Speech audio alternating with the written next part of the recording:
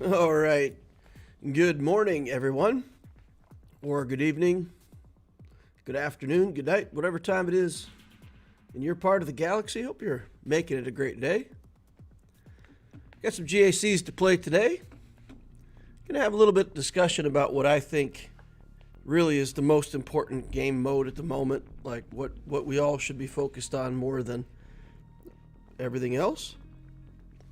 Get y'all's opinion on that same subject if you want to put that in chat or comments. Play some regular Fleet Arena today too, because, my fleet placement happens sometime during my GACs on Saturday, so we'll play some Profundity, see if we can get fleet placement, get some of those crystals in the account. Answer any questions y'all might have. Put them up and let me know. Let's see what we got hanging out over here. We got Benjamin Williams. Andrew Thetford says morning. Dank Ideal says greetings. Flash DMD says, I just checked my phone before going to bed. It's 2 a.m. in Australia. Do I stay up and watch the man? Nah, 2 a.m.? Whew. Put me on the bedside and let my soothing voice put you to sleep. You can pick it up tomorrow. We'll do a ASMR stream just for you. I'll keep it nice and even. I won't shout too much or make a lot of loud noises that'll wake you up. Sean Unavailable says hi. Benjamin Williams says about 7 p.m. in Iraq. Hey, well, what you doing over in Iraq, buddy? You in the military or you live over there? Always curious to know more about people, so if you're willing to share. Not sure I have many people hanging out from Iraq, so let me know what takes you over there. Mithri Torquato says greetings. Planned Karma says hello. Dank Ideal says finished Grand Inquisitor requirements. Which Inquisitor should I Relic 7 first? Which Inquisitor should you Relic 7 first? I honestly don't know. I'm not so familiar with the Inquisitors. I don't have them built yet on any of my accounts.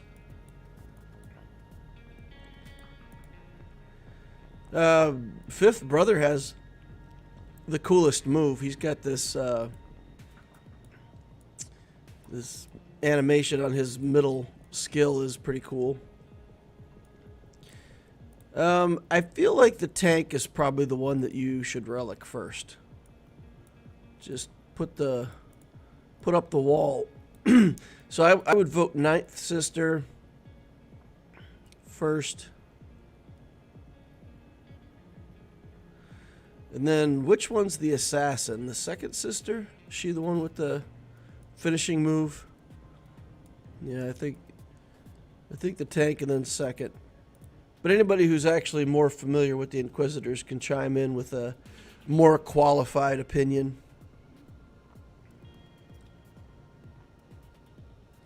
5 o'clock in the UK. Well, welcome, Kevin. Welcome from the UK or in the UK. Sean says, I fell asleep last stream. Missed a good one. Mithri says, did you get the ship to 7 stars yet? Nope, I didn't. Konstantin Gubernik says, it said that Darth Loquitur is live. So hey there. Good to find this holocron.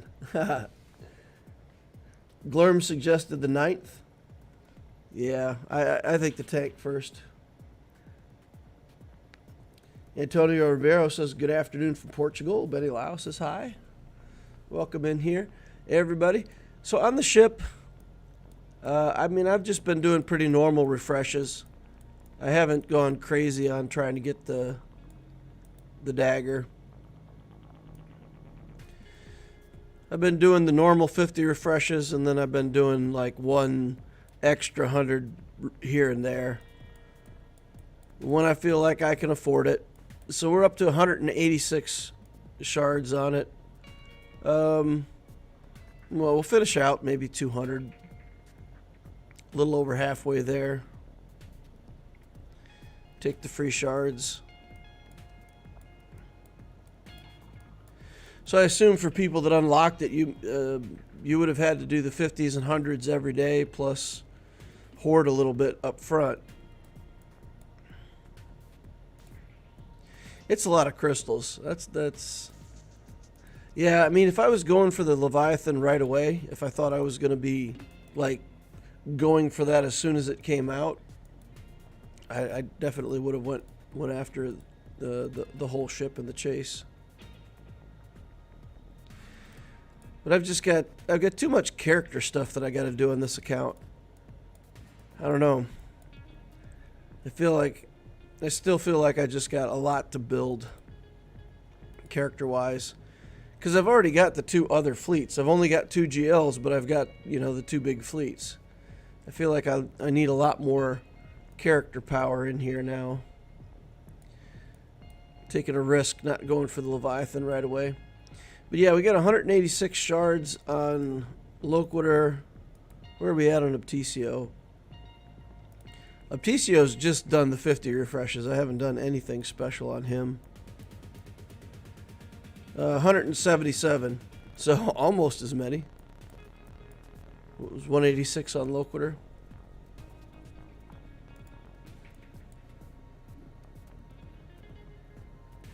"6 p.m. in Serbia," says Constantine.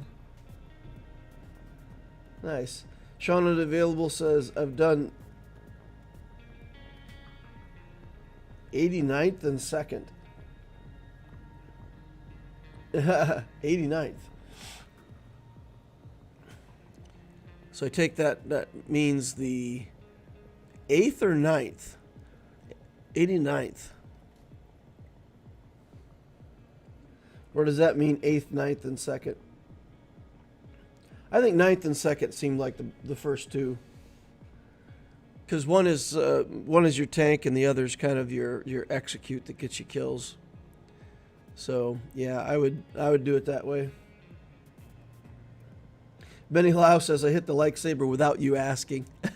Nice. Nice.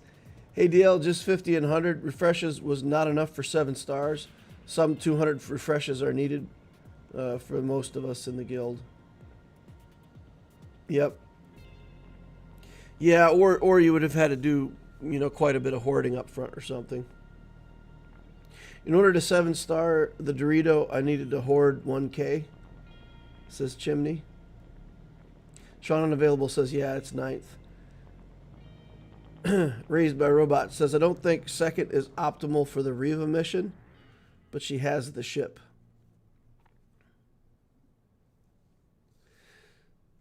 So Chimney said he needed to hoard 100K, do the 100 refreshes, and still needed 200s for 2 days. It's not so bad. I mean, if you really want the ship.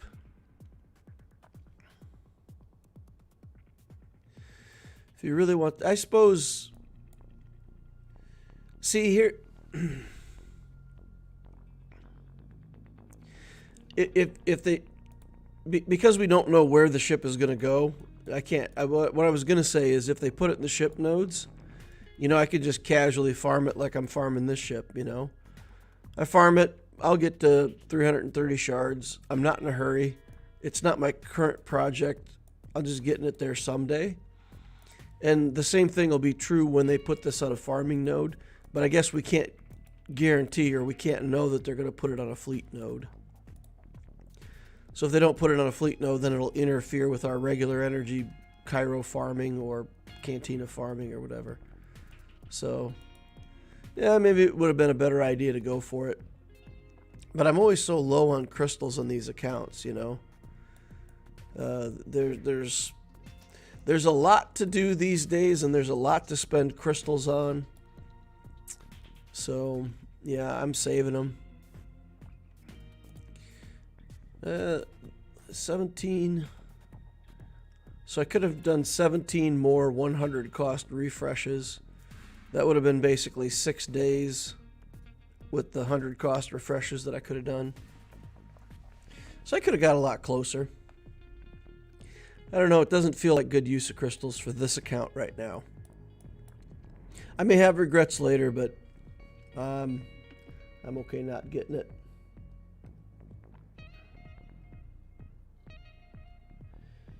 Heard anything official about no free boxes in the web store?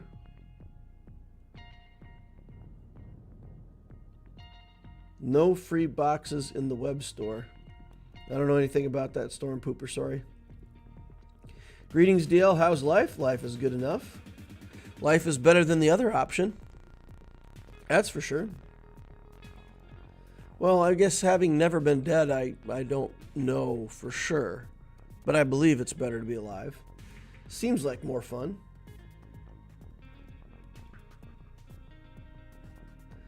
I believe Meathead said he warned the team but had no feedback yet.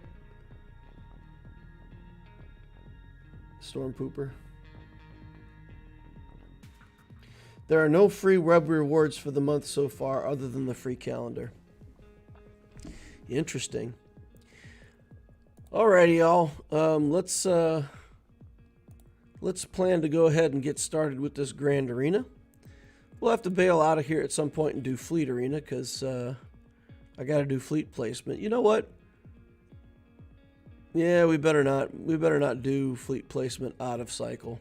Somebody might get mad. Don't want to make anybody upset for no reason. All right, we got Kristoff, Sith Eternal from the Guild Strike Back. 7.7 million galactic power. That's not as much as we've been facing here lately. We've been doing a lot of 8 and 9 millions. 3.1 in ships, 4.6 in characters. Galactic War Battles 1, 20,000. So that puts this for 4.5 years, somewhere around there on the account age. I guess I didn't click the ship button. I thought I clicked inventory, but I must have got right above it. So we know he's got the Executor, Malevolence Negotiator. He's got the Endurance Chimera, Executrix Finalizer, and Home 1, all with Relic Admirals. The Executor is 5 stars. It's missing the BTLB Y-Wing. Some of these other ships, Vulture Droid's not 7 stars. So I feel like we definitely have a advantage in fleet. All the Geos are Relic though for the Malevolence fleet. Relic 5 on Cad Bane. All right, so I assume the Executor will be on defense, and we'll have to pull something, get some good RNG to get through that battle. 4 Galactic Legends over here in characters. We got Jedi Master Luke and Jedi Master Kenobi. Sith Eternal Emperor and SLKR. Got General Skywalker in here. Revan's, Malik.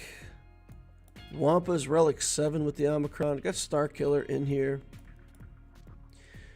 Darth Treya and the Triumvirate. Got Relic Night Sisters. Interesting. Omicron on Darth Talon. All right, so we got lots of relics in this account. More than just the requirements for the Galactic Legend characters anyway, so that's interesting. Look at mods just for a second, see what kind of advantage we might have on speed for mods. Ahsoka Tano, fastest non-GL character at 335. That's not too fast. That's a good sign. Let's see where this Darth Revan is. 330, maybe? 316. Okay, so the speed's dropping off pretty quick. Go down here to Grief Karga, for example. A couple lines down. 276. Okay. So we have an advantage in mods. We have an advantage in fleets.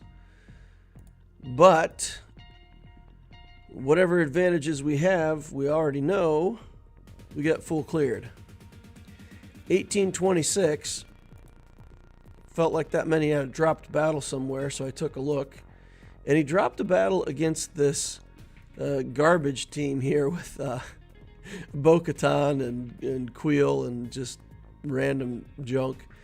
So I assume that he brought in like a solo character or something to try to kill this, and it surprised him, and we ended up getting a hold on a team that had no right getting a hold. So there's no way that he dropped this battle because like the defense was good and beat him or whatever. He just tried to underman it some way and drop the battle. But everything else, good clean wins all the way around. I think he cleared everything in ships in one hit as well. He did drop a battle on Executor. Okay. He had to two-shot the Executor. I guess that means his Executor is probably on defense still. Okay, so he dropped a couple battles. He gave us a little bit of breathing room here. Teams we have on defense to face, we've got a full Relic 7 gas team. We've got the Qui-Gon Jinn team. Some kind of scoundrel team here under Beskar Mando. SLKR we've got to beat. So that's a pretty tough zone there. And then up top we've got Grievous, full Relic Night Sister team. We've got Mon Mothma team here and Geos. Mon Mothma's kind of a pain in the butt. We do have the Kyle Katarn and Cara Dune in there. We don't have the turn meter generators, so it's not as bad as it could be, but we might have to take Sith in there or something like that to try to get a good clean win against the Mon Mothma team. We got plenty of stuff that can beat these teams. The question is, can we spread it out and manage to get to the back wall? Now we've got this SLKR team that we could try to fight with the Jedi Knight Luke team. I don't know if I'm comfortable enough yet with that counter. If I did this fight and I dropped the battle, that would leave us behind in a lot of things for the whole rest of the GAC. These clones with gas, we could probably take that on with CLS. So the question is, if we CLS this team and we just use JMK here, we'll still have Sith Eternal for the back wall or whatever we need. If we JMK this for a guaranteed win, Sith Eternal this for a guaranteed win, then if we get something surprising on the back wall, we might just be stuck. So I don't think I want to do that. I want to prepare for the idea that we might hit a Revan team or a good team on the back wall. So I think maybe saving Sith Eternal is the right move. Although he is such an easy win in high banners against gas. So JMK here, Radis here. We would CLS here.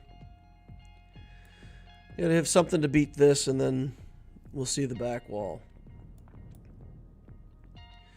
I think that's going to be the plan. I don't think I want to do my Jedi Knight Luke team here. I just it feels like an easy win. I'm pretty confident I can beat this team. It's only got the single tank. I feel confident that I could beat that team with the Jedi Knight Luke. But I really don't want to drop a battle. What do you guys want to see? Do you want to see me give that a try? I mean, I built the Jedi Knight Luke team to beat this. So that gives me another free win somewhere with JMK. Kind of a guaranteed win. So if I could get through this and get to the back wall without using my Galactic Legends, I think that might be an even better deal. What do you guys think? What do you want to see?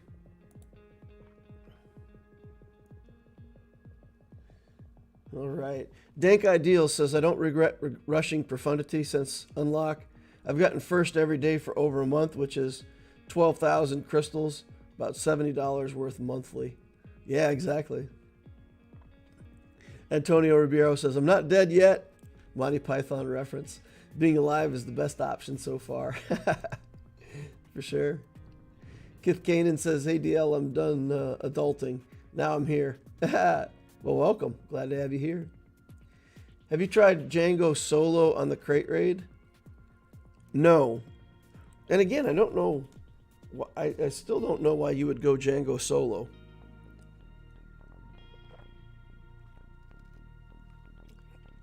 I mean, I'm putting Django in teams. On my Loquitur account, I'm putting Django in a team to try to get, a higher score with. So, yeah, I'm trying to get 450 with the team that I've got Django on. So I don't know, separating him out to get, 150 or whatever on his own, then I don't think that other team could pull off, 300,000 without him. You know what I'm saying? Him plus that team is getting me 450. So if I split him off on his own, then I don't think I would get as much total score. And my Django on Apticio is not even done. Not even done. CG just running human experiments on us. Got us hooked and then take it away. Niamico Storm Pooper says, I do the Boba R8 solo for 178. I haven't heard about the Django one. Imperial Troopers easily beat that Mon Mothma. Yeah, Imperial Troopers easily beat a lot of stuff. We're going to save those for now, though. There's no ult on the SLKR. Oh, wow. Look at that. You're right. There is no ult on the SLKR. That's weird. Definitely a bit easier. You need high banner win to beat his score. He did do a lot of solos on my teams, but he did drop one in fleets, and he dropped one. I mean, we could get 1840, 1850 without paying too much attention to efficiency. Like an 18, I consider an 1840 a normal full clear. So with 1826, we got a little bit of room to work with. We can't drop. I feel like if we drop more than one battle, we're probably out. But as long as we get wins, they don't have to be perfect efficiency wins. Arva Blood Spirit says hello there. That's a JKL. All right, JKL full sended. Everybody wants to see Jedi Knight Luke. No ult on the SLKR. All right, well, guys, just for the benefit of myself and everybody watching, what is the kill order? We kill the tank first, so we will come in with, where is it? Second tier projects. Grab that off of there for now. Put a Datacron. We've got a Datacron that does crit damage, so we'll take that. Okay. So we come in. SLKR is going to kill Revan. He'll get Savior popped. He'll get a turn. Pass it over to Luke. We stun everybody. Then Hermit Yoda will call an assist to kill SLKR. Bastila will call an assist to kill SLKR. And he'll be dead. Or Crew. So they'll call assists on Crew, and he's dead. Then I kill Hux because Hux has been a problem for me. And I kill Red. I'll just leave him alone because I'll be able to kill him off counterattacks. And then kill SLKR. So, let's see. So Arva says kill Crew, then Lobster, then Hux, then SLKR. Tank, Hux, Red, SLKR. I'd go for Crew, then Lobster.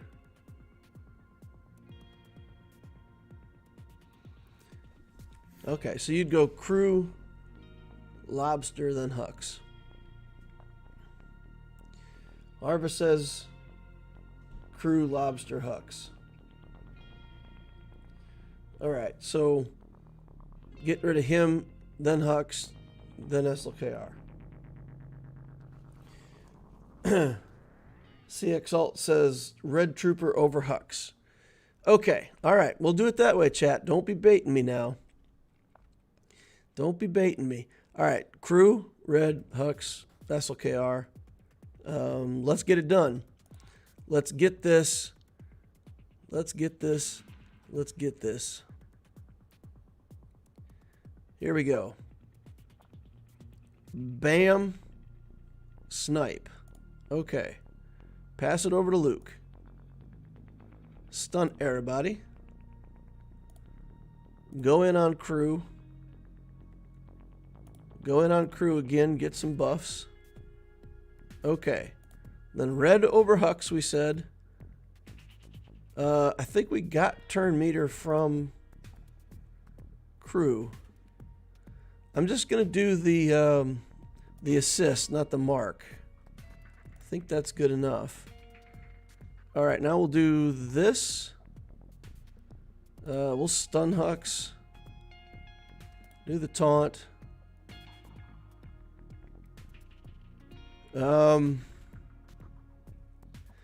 Luke has turn meter. So I think if we do a basic here, and then a basic with...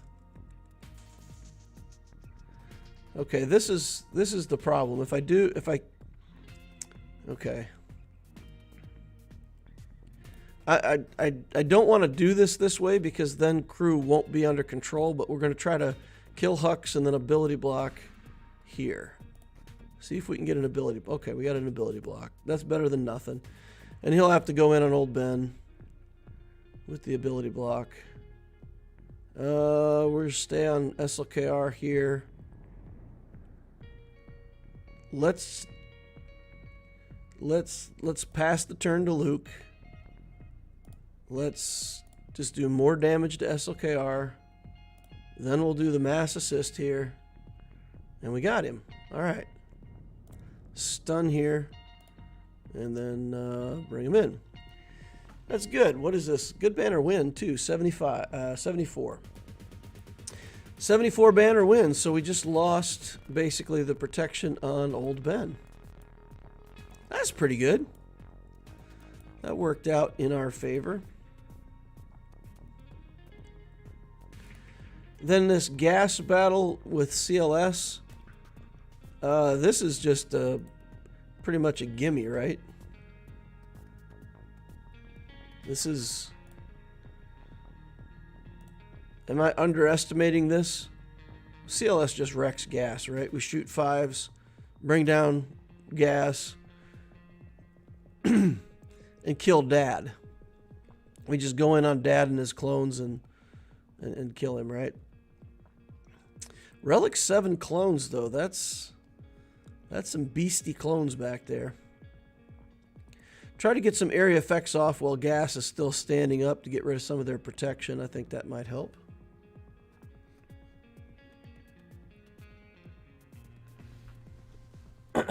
All right, let's go catch up on chat. Goldar says, hey all, I have a question. What's the best crystal pack to buy per month? To do 3 Cantina refreshes, plan on doing a hyperdrive bundle with the Bosk pack and go Executor first build.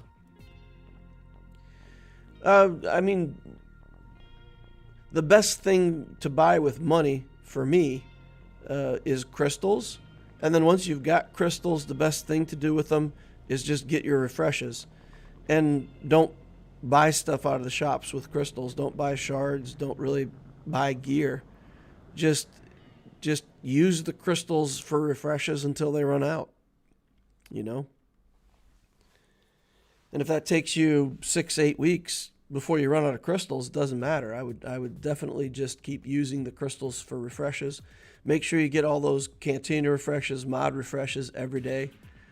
And then, you know, if you buy more crystals, just keep doing it.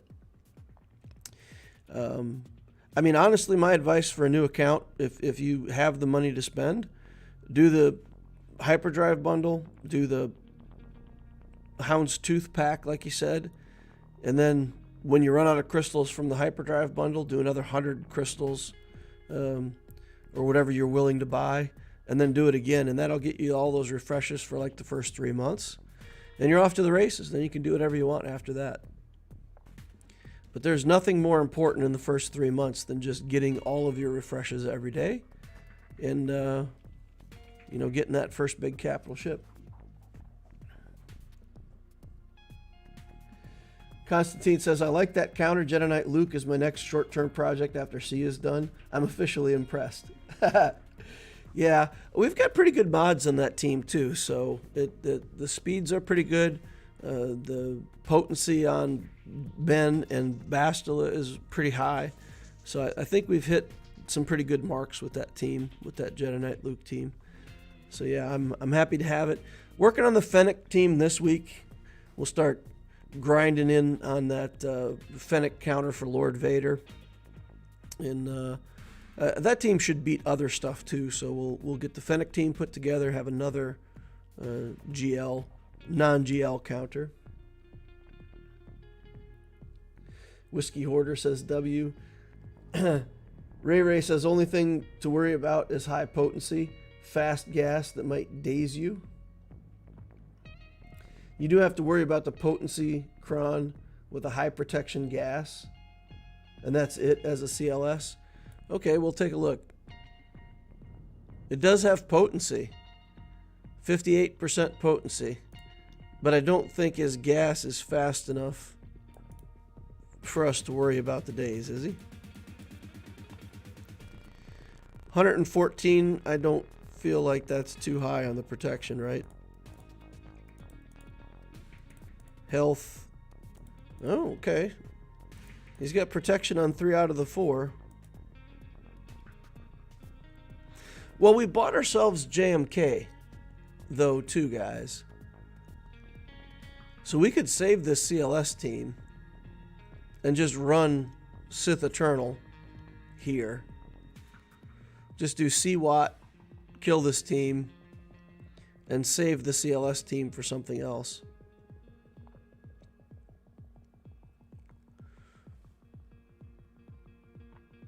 Health actually helps CLS.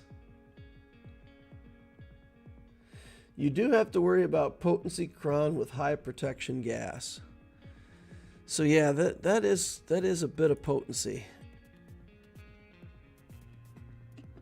Is that extra 58 potency, is that enough to make me not want to do this? Oh wow.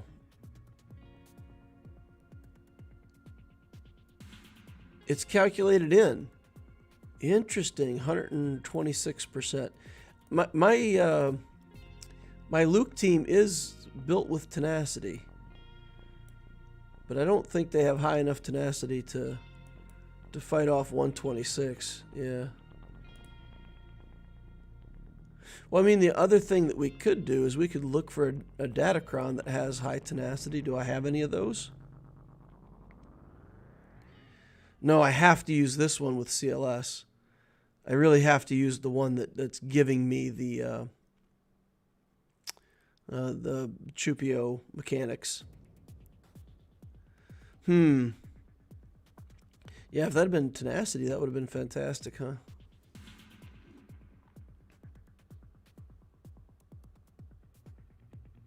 Even if he dazes one guy, it should be okay. If he dazes 2 of C-3PO, Chewbacca, and Chupio, I think you're in trouble.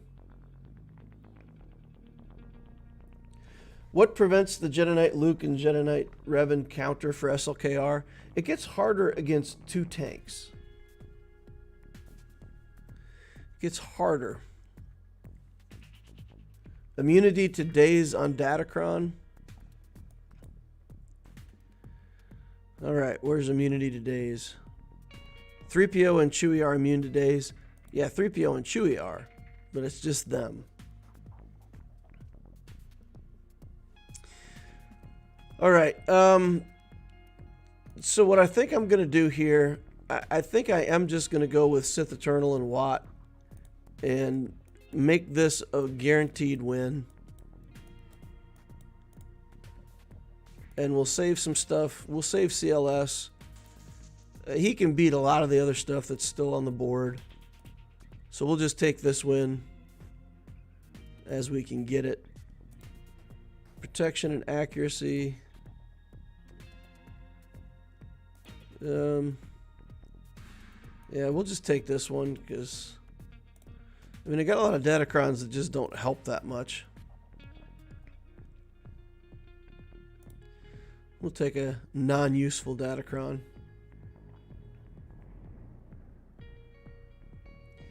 I missed the beginning of the stream. Is the Loquitur account in Kyber 4? Yes, I'm still in Kyber 4 with this account. Got to Kyber 3 for a little while, dropped back to Kyber 4. We got pushed back to Erodium like 5 GACs ago. Came back up to Kyber 3, back down to Kyber 4 now. So we've been bouncing all around Kyber 3 and 4. I'm ready to start pushing up through Kyber 3 to Kyber 2. I feel like once I get Jabba in the account, I can start putting down a much harder defense. Put JMK and Jabba on defense, put more defensive teams down. And I think from there, we have a pretty good chance of securing a higher placement pretty much every GAC. And then we'll follow that up with some more GLs, or there's just so much stuff that I want to do, and that's one of the things we'll talk about, like all of the things that can be done right now in the game. There's a lot of things. A lot of stuff. All right, let's get Arc Trooper and Echo. Oop. We'll get them linked up and we'll stay on Rex. We'll take them to the park. We'll put on the link. You guys get the reference, right? Lincoln Park. Some good music. I don't like to do the alt here. You don't have to. And as long as I'm not doing the alt, then when gas stands up, if I time everything correctly, then I can get my last banner. So that I'm basically doing this to try to stay at full protection. Okay. Yeah, we're at full protection. If we weren't, we could have used that skill and finished out with 65 banners. Okay, then we got to get this team, and we need to get the radishes. And I am going to use Mon Mothma in the team because it gives me another good rebel.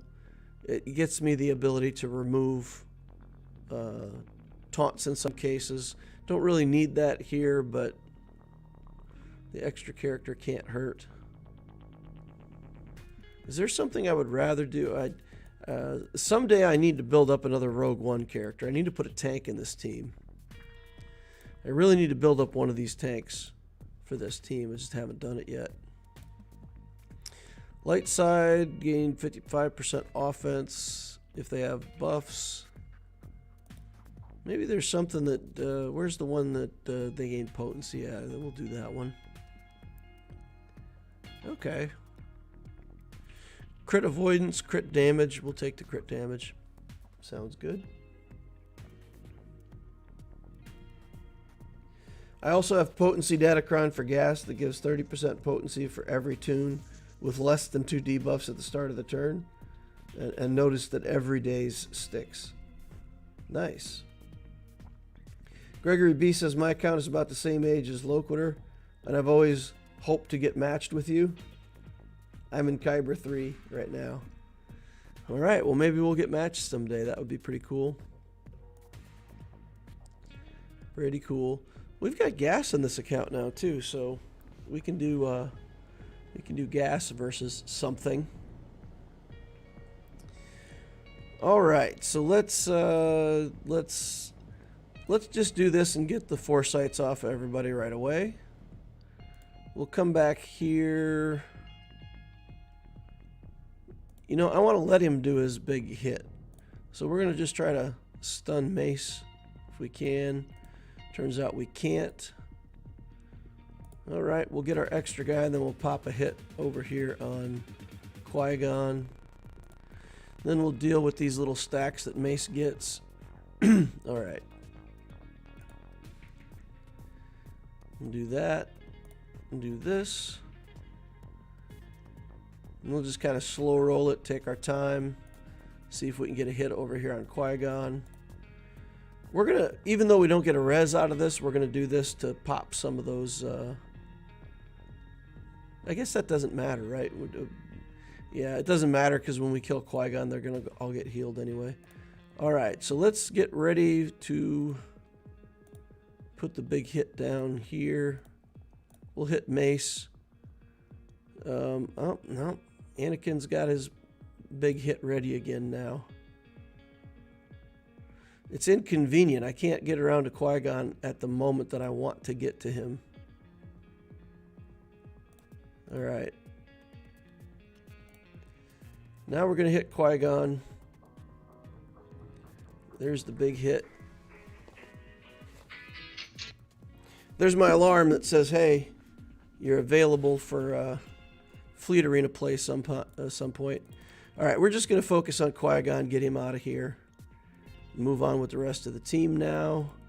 Anakin really has to be the next target. Throw some grenades. Do area effect. Almost got the alt up. Let's do the alt. Let's just get that done. And we'll get Qui-Gon, or Jedi Knight Anakin out of here. And then we got to get Bindo down before he gets crazy and starts trying to resurrect people. All right, 61 banners, not beautiful, but it's a win against Qui-Gon. All right, so now we get this Beskar team with Newt and Dash with the Omicron. So what do we want to do against this team? Basically, he's going to go into bird stance. They're all going to do stuff. And if we don't have the team under control by then, he throws whistling birds at us and things go badly. So we've still got CLS. We've still got JMK. We've still got a lot of good stuff. What we could do, we could just stick gas or Imperial troopers in here and just kind of wreck this team and move on to the back wall. We might be able to Mara Jade. He's got some turn meter tricks that make Mara Jade a risk, right? This is just, it's just the allies lose prepared, they gain prepared, right? So that Omicron's not doing something fantastic in this team because pretty much got one prepared guy.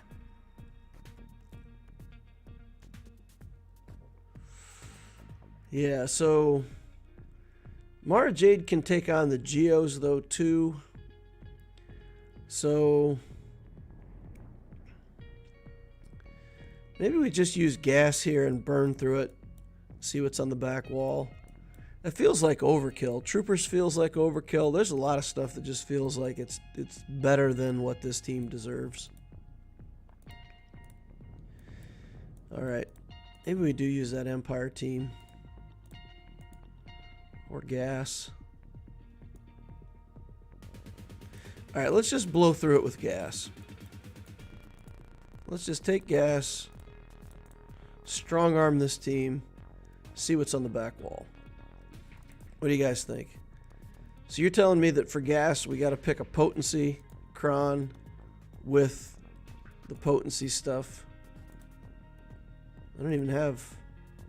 Oh, here's potency. Here's a ton of potency. Whenever light side allies gain tenacity up, they gain protection. Stacking, that actually works for troopers, right? Because we've got Rex.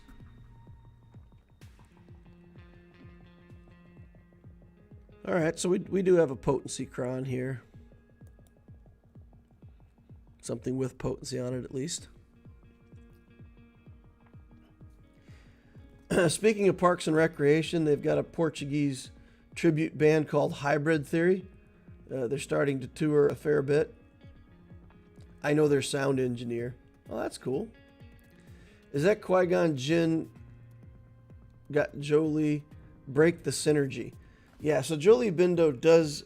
I mean, it breaks the synergy for Galactic Republic, but it only costs them the double damage on Anakin. It makes the team a lot less threatening, right? If it's all Galactic Republic, the threat of Anakin just doing a massive hit is pretty much what you've got. Without full Galactic Republic, it's still a dangerous team, but it's a lot lower risk. All right, let's just go all in on these guys. I feel like Dash Rendar. I mean, I'm not worried about Beskar, right? Because the way he targets with the Whistling Birds, as long as Gas is standing up when he does that, we're not afraid of it at all, right? Because he's got to hit Gas. He'll hit the other guys, but we just, like, don't care. So we'll do that. All right. Immunity on somebody. Get rid of Newt. The Newts. And then we just got to hit into damage immunity for a second here. We've only lost banners on one trooper so far, so that's good. All right. Damage immunity for days. All right. We're back in business now, though. Oh, man, she stole banners from everybody. Get the days off. Take out Beskar here. We've got the aerial advantage. So we can pretty much just aerial advantage Dengar. All right, 62 banners. Nah, gas. Gas is easy to win with, but he's not a high banner win. That's why you see him on defense a lot. All right, what have we got here? We've got a Star Killer team. We've got the Jedi Training Ray team. The troopers are good here, so I think we'll just Imperial Trooper this. We've got the Galactic Legend still, so I feel like JMK just rolls through Star Killer without too much problem.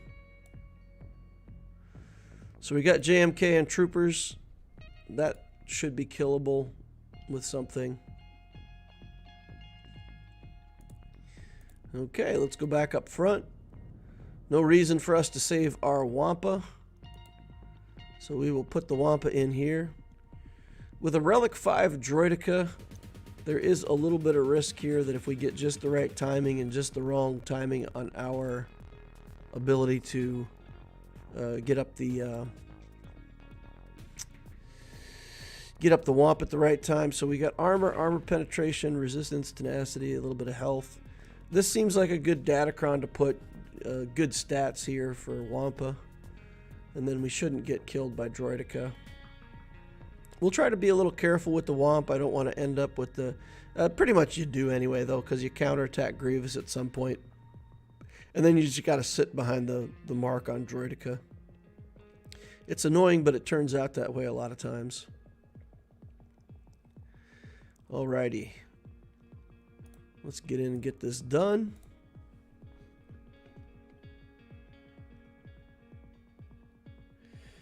Potency for gas is specifically to neuter the CLS counter. Most other cases, it's just protection, defense, and offense for gas. Okay, so you're saying basically if you've got a gas team on offense, it's not really the potency thing. If you put gas on defense, you use the potency just to basically spit in the eye of the CLS team so they can't counter you. Sounds fair enough. Now see here, we could Womp, but we've still got purple protection. And it's just gonna, like, Grievous can heal up to full now. And then we don't have the mark to deal with anymore. So if we Womp here, then Grievous will be down on health, and we'll have to deal with that. So I'm gonna get rid of that B2, and there you go. See, we counterattack him. There's nothing we can do about that. And now we'll go ahead and do the Womp because it doesn't matter. And we killed Grievous with the Womp. Nice. Ah, that's hilarious. Good deal, Wampa. Good deal. And we'll just go regular attacks from here on out. There's no reason to hold back on any of this. We've got a ton of damage over times on Droidica. One shot in that fool anyway. Hitting for 100,000 on this guy. Easy peasy. 68 banners. Pretty good efficiency on that win. Alright, so we've got these Geos. We've got these Night Sisters. Night Sisters are probably the best team that we still have yet to go. So let's just take CLS in against these Night Sisters. There's no reason why this won't work, right? I mean, Night Sisters are annoying, but we do have some tenacity, and we should just be able to push enough damage, have enough healing. That shouldn't be a problem, I wouldn't think.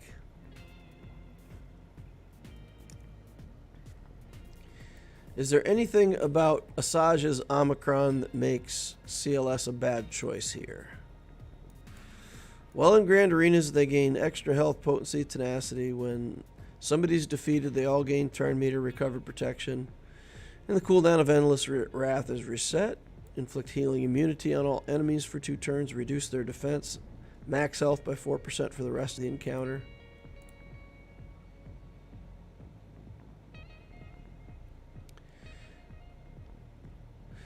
I don't feel too threatened by that. So we just shoot first on Mother Talzin to make it longer to get their first big plague turn. Kill Daka. Kill everybody, right? A 0-speed Droidica can pose a problem for Wampa, but not really a Relic 8 Wampa, says Ray Ray. Playlist says, the more I watch your content, the more I'm convinced you're one of the best and smartest. Just made all the mod filters in your video from a year ago. Super awesome. Yeah, well, thank you. Appreciate that. Yeah, I would say I'm not the best at gameplay, but for account building, for like knowing how to use your resources, I'd say pretty darn good there, for sure. All right, let's get these Night Sisters out of here. Target Talzin first. Go ahead and get... Oh, too much damage, boys. We got the kill. We didn't really want to kill there. Okay, we have to try to get Asajj under control before she gives us healing immunity. We don't want that. Get a kill there. And now we just got to work on Daka.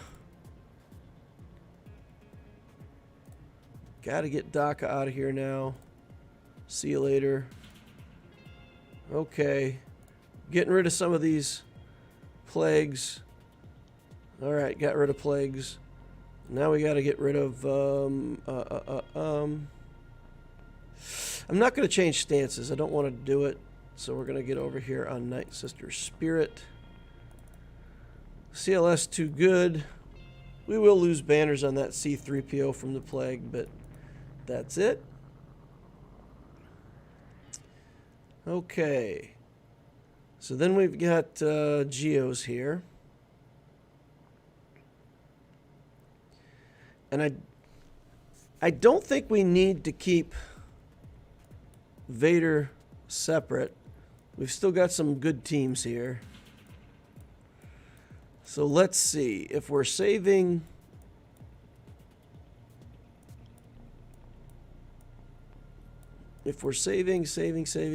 So, let's see.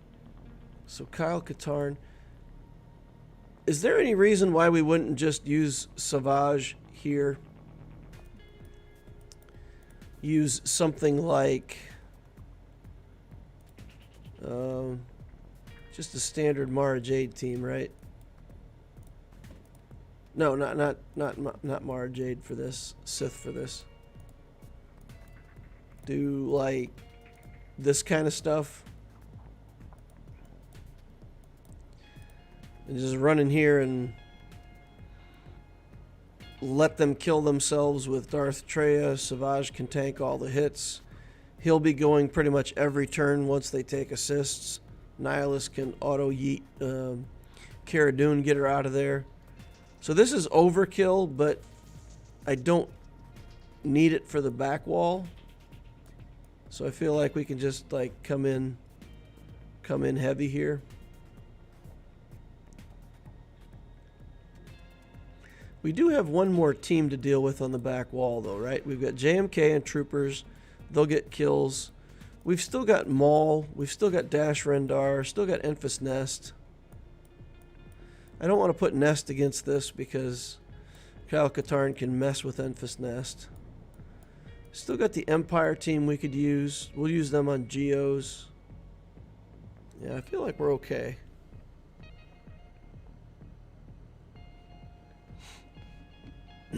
How do you mod your Relic 8 Wampa? I don't know whether to do health or offense primaries. Man, so on my Optisio account, I put the Wampa at Relic 8, and I put offense mods for just to increase his damage, and then all of his ramping is just that much more. And he's just a monstrosity at Relic 8. It is so strong. I haven't found anything yet that where I would say, oh man, I really should have, you know, had him Relic 8 and also put on like health, or I should have modded him more defensively. Just the Relic 8 itself makes him pretty much equivalent of having a Relic 7 character with I'm chatting instead of targeting things over here. So basically, if you Relic 7 and you give him health, and then you Relic 8 him, he's pretty much at the level he would be at Relic 7 with health mods already just by being Relic 8. So for me, put him at Relic 8, go all in on offense. And the reason you do that, then when people have a Sith Eternal on defense, you can, even if they've got C with Wat, and that's what you're afraid of, right? If they put C with Wat Tambor on defense, and they do manage to get the tank tech onto Sith Eternal, that would be a timeout. But with Relic 8 with offense, your damage ramps so hard that you can kill Sith Eternal even with that Wat tank tech on him. It's pretty fantastic. All right, there we go. That should be the last kill here. And then we're 64 banners. Man, I didn't even see anybody take a hit. Oh well. All right, and then let's, if we use Mara Jade on the Geos, that should be good. We're going to use Troopers and JMK back here. Then what are we going to use to beat this team? Let's take a look and make sure we've got something to beat this. We do have Iden Versio still. We've got the Maul Mandos. I think Enfys Nest. Right? We're not even afraid here. We'll have Stealth here. They'll get a bunch of extra turns because of this. But there's no days here. There's nothing going to stop us from just counterattacking with Enfys Nest. So we go with like Kira Nest. Right? I feel like we can just beat that with Nest. I don't think this Datacron's going to be... I don't know what the Datacron could possibly have that would make me scared. Armor and resistance, not a big deal. I don't know, I feel like we just Nest that.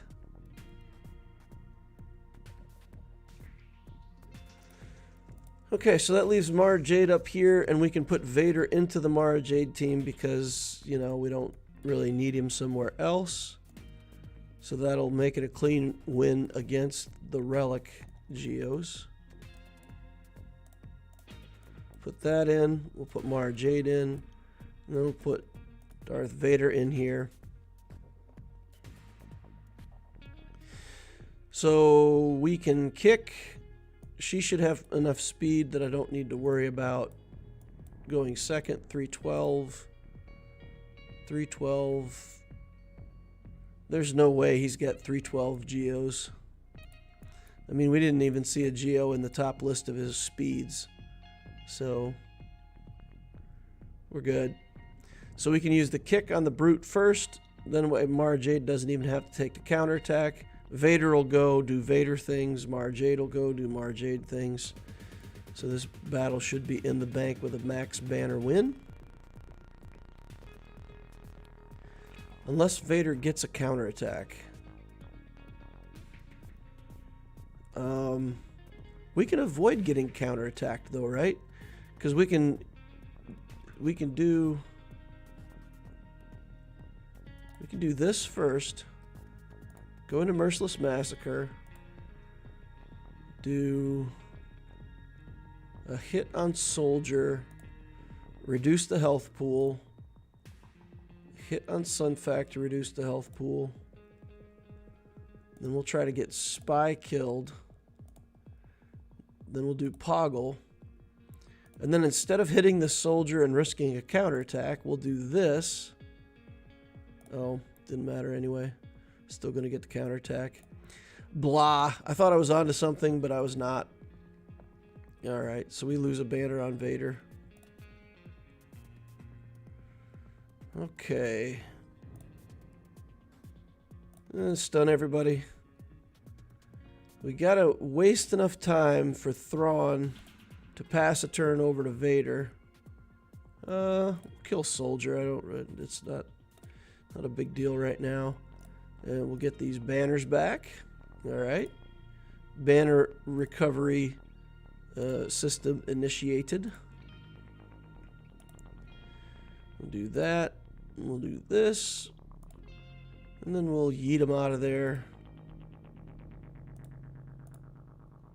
With the... Yep, done.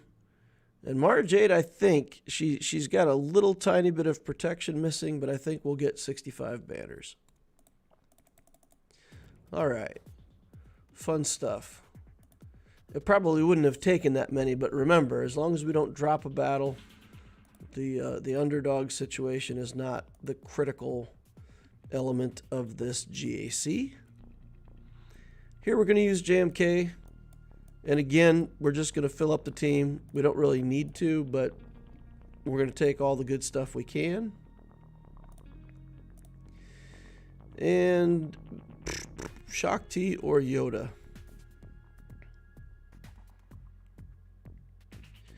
Let's do Shaak Ti. I mean, I'd hate for Yoda to just get killed. Get some armor here. Use our best Datacron because we can. We got to finish up this GAC and get out and play some Fleet Arena. So after this battle, I may go play a couple Fleet. Visas Mar or Starkiller. I think we kill Starkiller first. And if Visas does bring him back to life, we'll just kill him again. We'll just take him off the table. Go over here.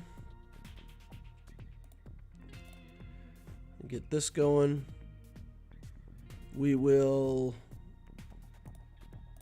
do this to get the assist on Kenobi ready to go.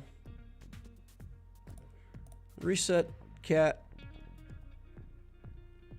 Yeet Visas Mar, I guess. Go in on Starkiller. Finish him off. The threat level of this team has been diminished to near 0 now. Don't really think there's much they can do against us. We're going to actually put Shen over here for the kill. Do the ult because we can. Really no other reason, don't need to, but there it is. Should be it. Alright, Starkiller down, 65 banners. Alright, troopers here. We are going to go do those fleet battles though. Let's just get a fleet battle in on each account. Get our progress going.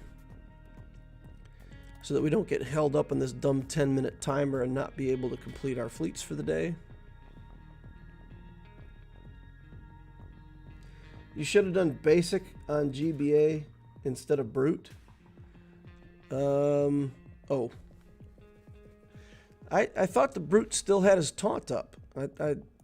I believe there wasn't anything that I did at that point to remove the taunt from brute. So I think brute was still taunting at that moment. If he wasn't, then I made a mistake. Okay. Fighting up against the 3 attacker version of this fleet. We're going to go ahead and bring in some power here. We're going to do the assist, just try to get ships off the field. He'll reinforce, bring in Houndstooth. Yeah, there it comes. That's what we expected. This particular team, they get a few too many breaches on us. So it is less convenient kind of in this middle part. I'm going to go ahead, spin, remove the breaches here. And then when I get back to my next Cassian U-Wing turn, you know what? We can remove the breaches right now. Get rid of that taunt, hopefully. Didn't work. We're not getting our basic off on the Millennium Falcon. Okay, now we got it. We can get back around, start picking away at this Beskar Mando. Keep shooting at him now. First Order Shuttle. Interesting. So we'll bring him in. He'll lose 20% turn meter and we won't get to go. I guess. Not exactly sure. I don't feel like the First Order Shuttle is a great move here. What's he trying to prove with the First Order Shuttle? Is that a way to beat the mirror match? Like if you're no, because if you're in an Executor versus Executor match, you still want your first reinforcement to be the Houndstooth, right? I can't see a way that you'd ever not want Houndstooth as your first reinforcement. First Order Shuttle. I feel like this is some kind of tech.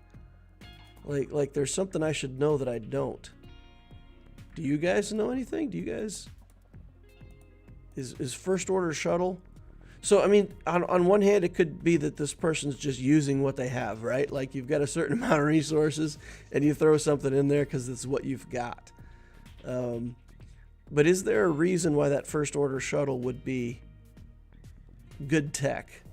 Something that we would want everybody to know about?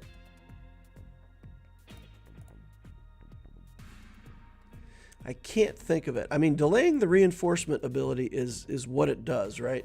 In that fleet, that's really all you're going to get. The enemy gets a reinforcement, but then the reinforcement loses turn meter, and they don't get to go right away. And the only time I could see that being a significant enough advantage to put that ship in would be in the mirror match, right? If you want your reinforcement to go through theirs so that you can race them to the ultimate ability.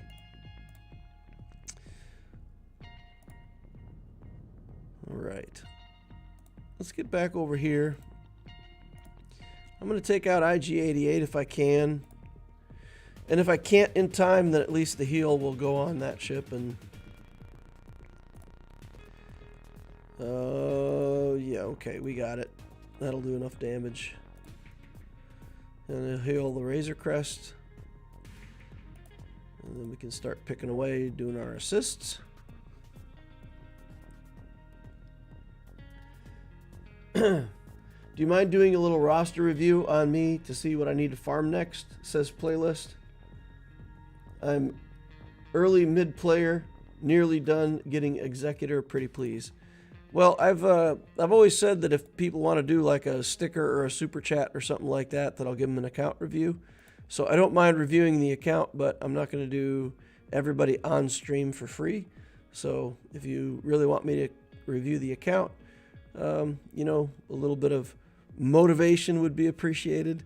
I enjoy doing it, but I just don't want to open up the floodgates for every person who wants an account review, or I'll be sitting here for 3 days. Maybe not 3 days, but probably be a long time. But let's talk about, you know what though, if we talk about what you should be farming, so between GACs, I'll cover that topic that's in the title. like what we should be working on right now, and maybe that'll answer your question. Maybe your question will already get answered. We're just going to put this on auto. It's fine. No reason to pay attention to it. Go back over here to Loquitur account. Get back into this GAC. Let's go. All right. We've got Jedi Training Ray to beat up next. Let's do that. All right, here we go. Do Imperial Troopers. We need 4 good ones. And I don't really think we need a Datacron. So we're not going to need Iden though, right? So if we don't need Iden, we'll just take the 5th Trooper. We'll throw a Datacron on it because we can. And then we will move on to the last battle.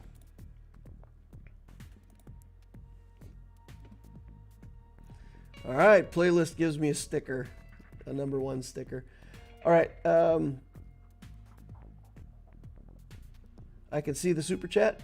Yep, like that, perfect, man. All right, to put your account number into the chat, you'll have to put X's. So like 841X221, whatever your ally code is, put in your ally code so that I can see your account. And we'll have a look at it. Just reminded me of my daughter when she wants something. Can I have some ice cream, pretty please? That's funny. I like how you instinctively went to kill always annoying tank, but then backed off after realizing it was old Ben twice. Kill the tank. No, never mind. It's just old Ben. Kill the tank. No, it's just old Ben. That's funny. All right, let's kill veteran smuggler Han Swgoh first. Get that first kill under our belt. I think we'll do BB-8 next. Wreck. We'll get the armor shred here. Kill her next. Oh my goodness. This feels so bad. You ever feel like this when you play your troopers, guys? Are the troopers ever so good that you just feel bad while you're using them? You feel like just kind of dirty. Kind of like it's just way too much power for one person to control.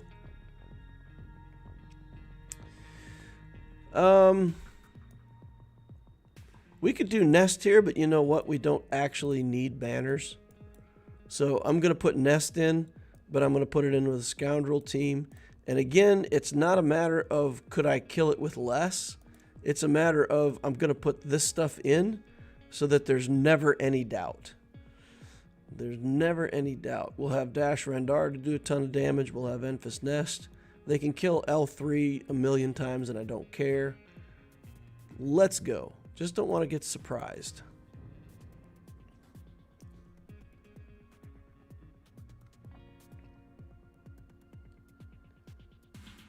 All right, playlist put in his stuff and it went through.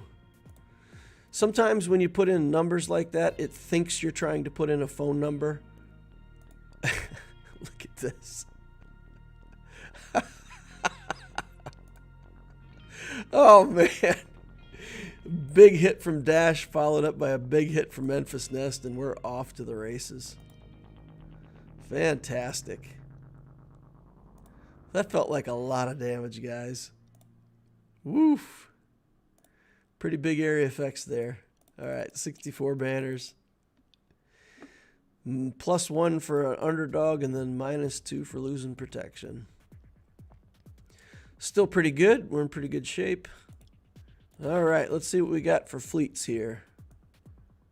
All right. We don't have the Executor. No Executor. All right.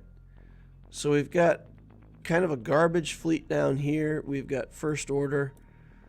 We've got Galactic Republic. So we can take the Profundity here, Separatist here, and then do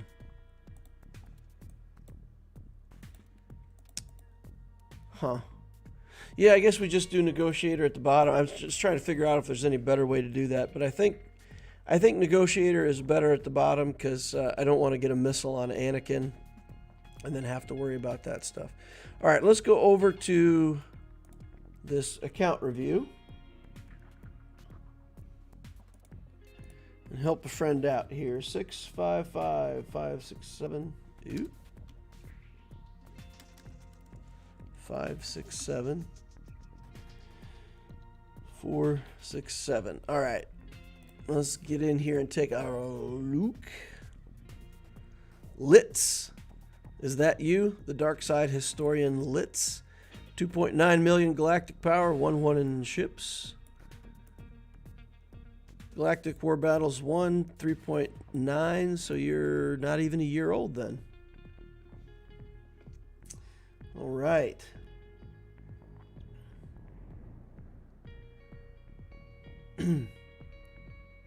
Your dash makes his 2 Ami useless. Your dash makes his Ami like useless.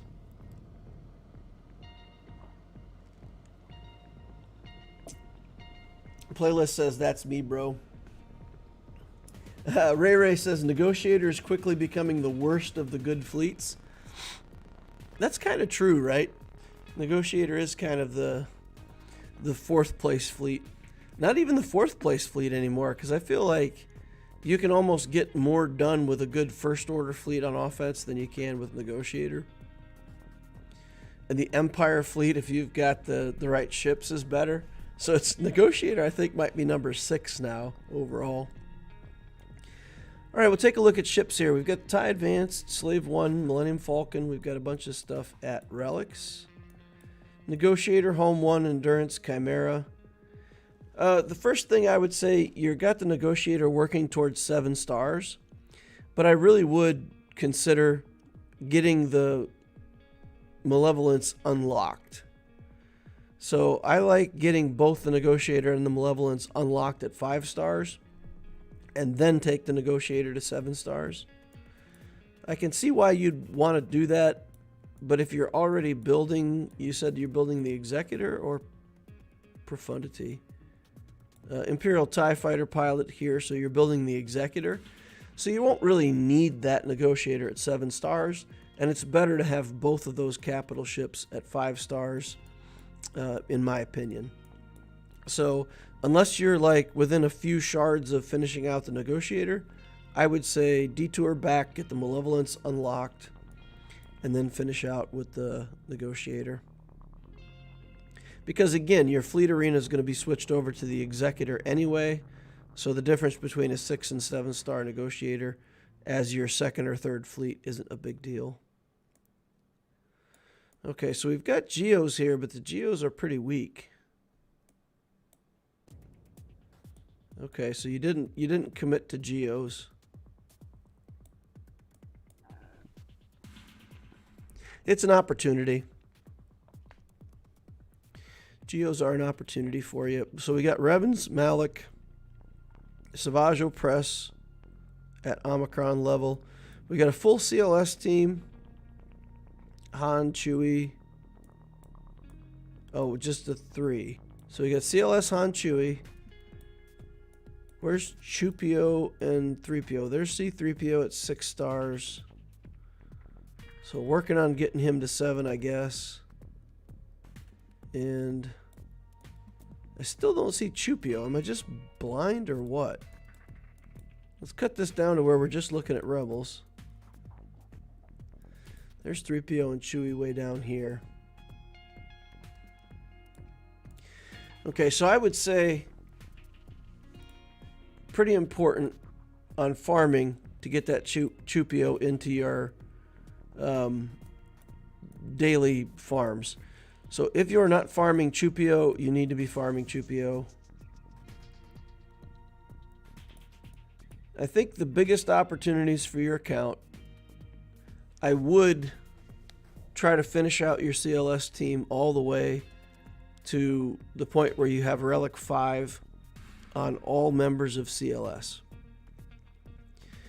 That'll allow you to use Datacrons in certain areas. It will guarantee a lot of victories in Conquest. So I would say, obviously, finish out your Executor. Nothing gets in the way of the Executor, right? That's your current journey. You're going to finish that out first. But then when that's done, I would work on the CLS team, finish that. I would definitely bring your Geos up to Gear 12, or at least 16.5. Even if your guild's not doing Wat Tambor anymore, I still feel like the Geos are just so good. You know, the Geos, they're worth it. They're worth it.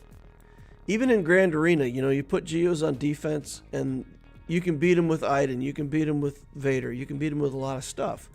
But that's still one of your opponent's really good teams that they have to commit to killing a bunch of Gear 12 characters. So you should be able to still work on, you know, a journey and still get those Geos up, geared up in the background. They have easy gear. And then you want your first GL.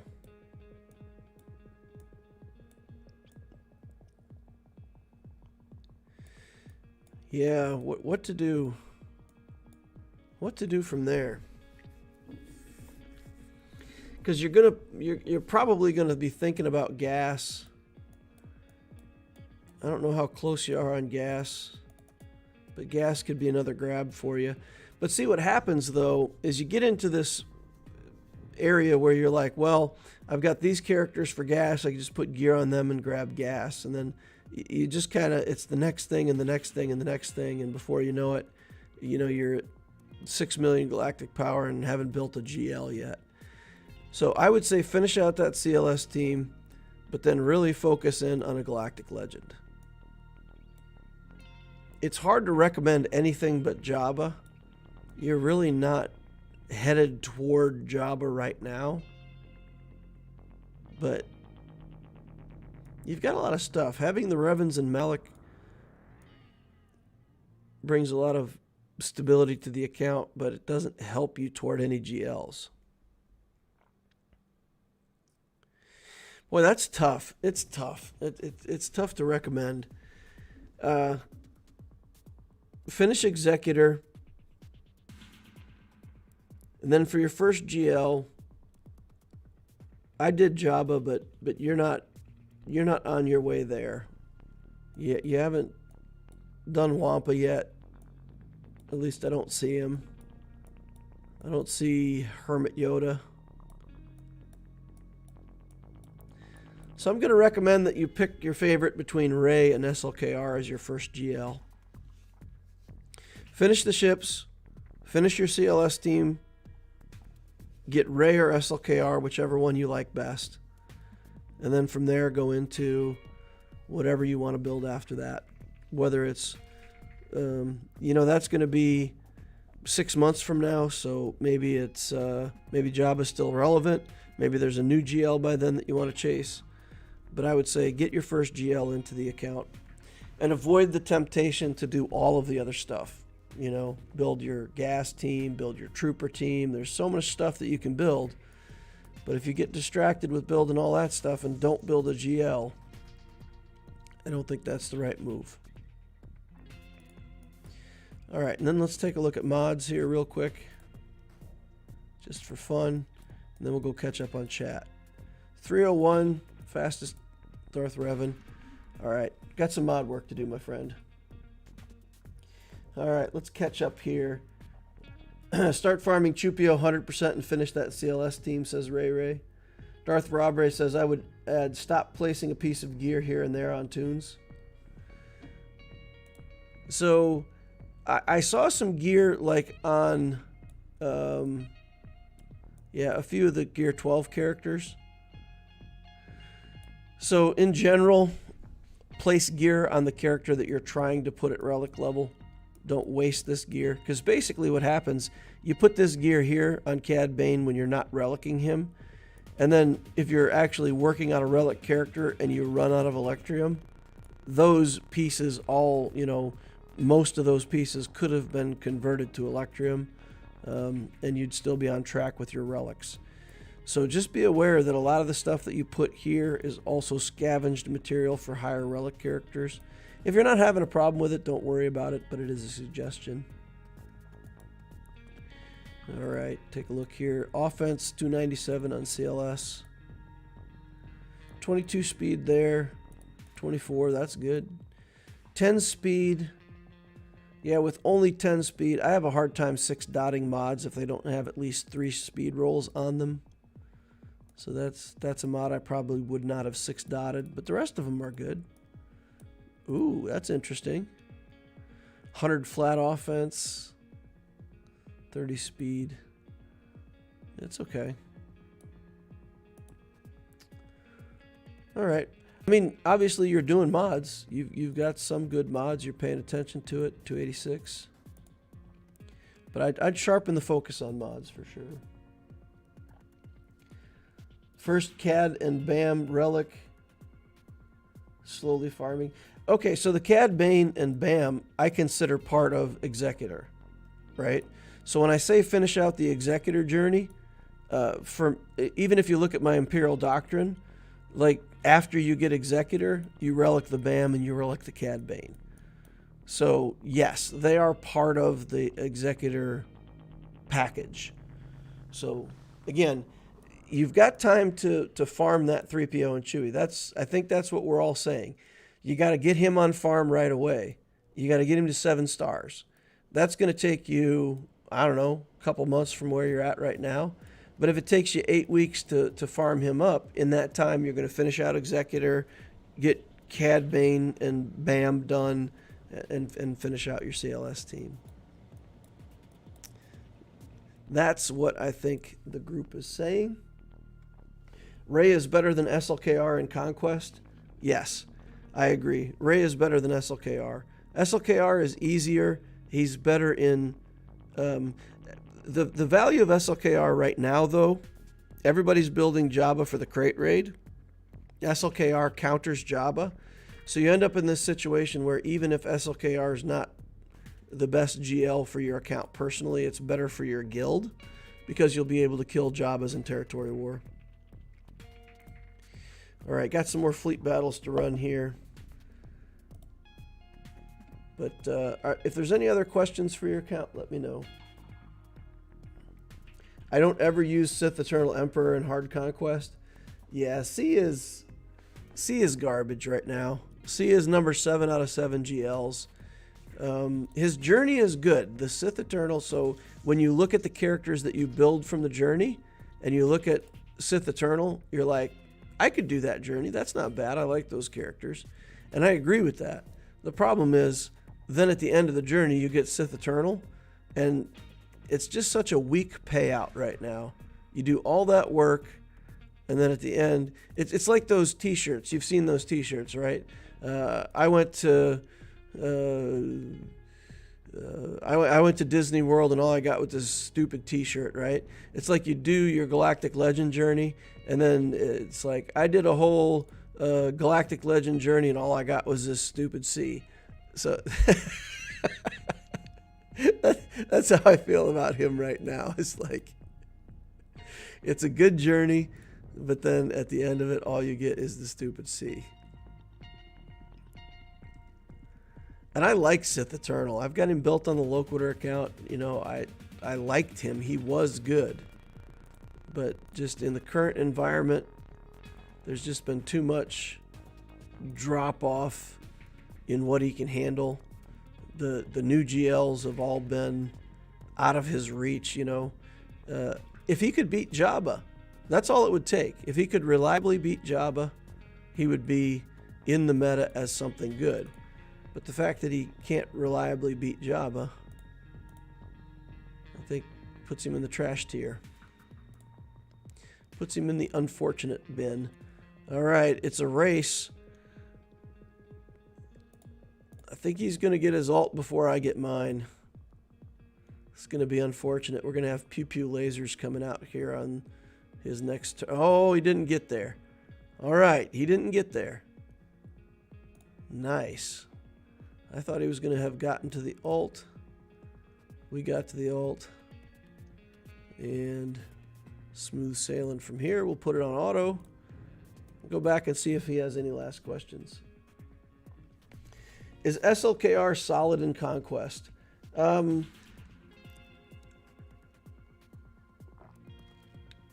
There are certain matchups where SLKR will get you a 2-star win. Rey will get 3 stars pretty much everywhere that you put her.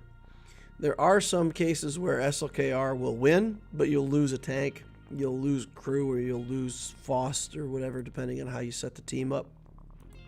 Just because the Conquest characters do so much damage. And SLKR doesn't really have recovery mechanics as such. So yeah, sometimes you lose a character, but he'll win. I mean, SLKR will beat, I think, every team in Conquest. Also good in Proving Grounds. Yeah, SLKR is good in Proving Grounds too. I think maybe he doesn't beat the Malgus. I don't think he beats Malgus though. Ray says, I think you should do some research into teams that can 3-star various Proving Ground battles. I know Padme is good for a few of them, but you need to do the research. Double Wall says, I think he's more of a 5th GL because he overlaps so much with other journeys, and he can kill a lot of meta non-GL teams. If you only have 6 relics left to get him, it becomes a no-brainer. I can agree with that, but certainly, like, as a first GL, I can't recommend Sith Eternal as your first GL. We've still got GAC to play. I've been over here rambling, talking, reviewing accounts. Still got a GAC to finish. Got some fleet battles to do. Can't forget that. And then we got to talk about what to build.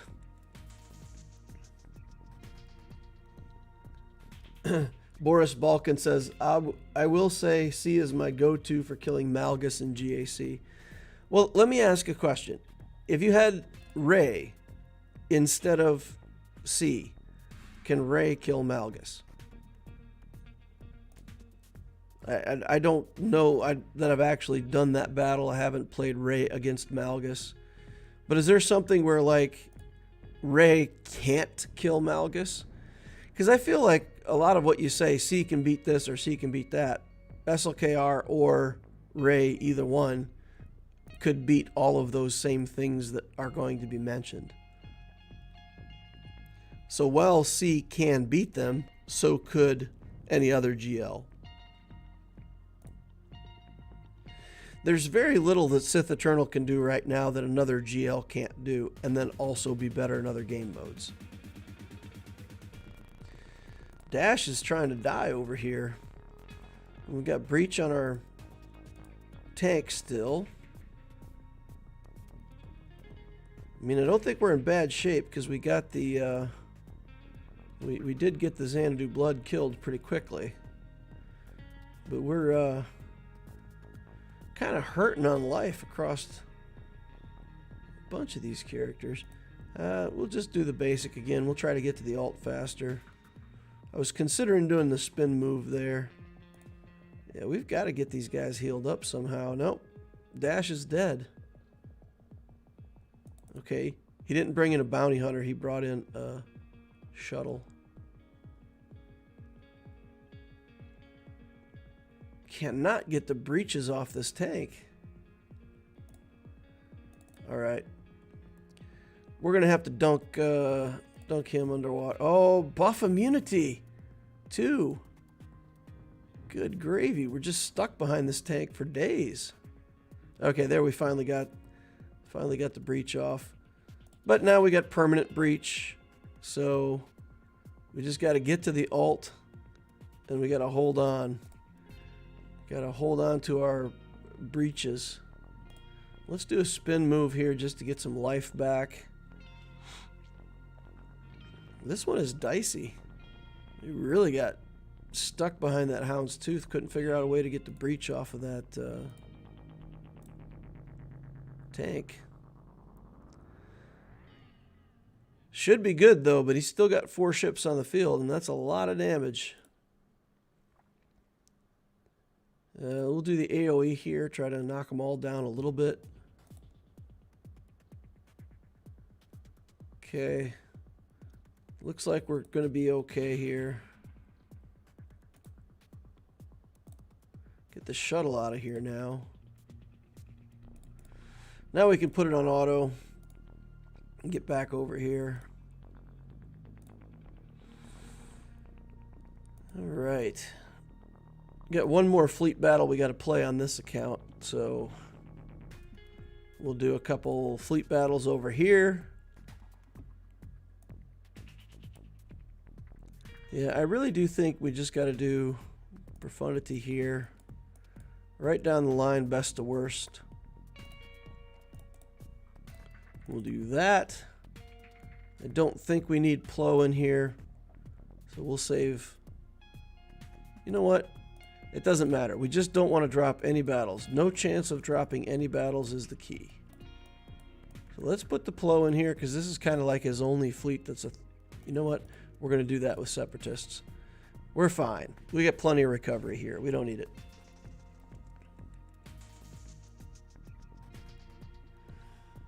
Alright. C can solo any non-GL team in the game. Nice. Alright. Boris Balkan says C plus Watt. You got to have Watt too. Let's target Anakin here. There's no tank to get in the way, so we're going to run him down to yellow.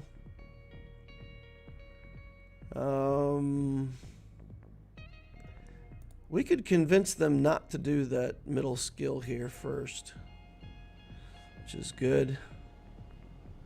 All right, then let's just do damage. Get some kills on the board here.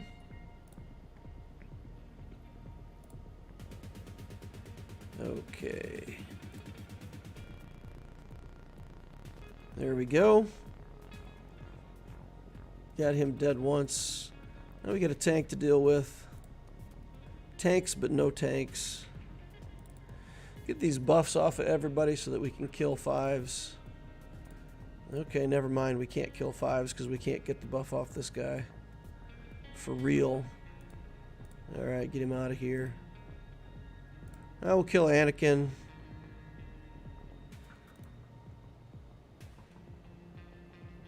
Oh, lost a ship. Get dazed. Yeah, I think we'll just do a basic over here.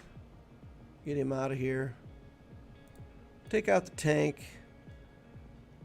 I don't think Ahsoka is as big of a threat as she thinks she is. We can take a hard hit. Okay, Plo comes in.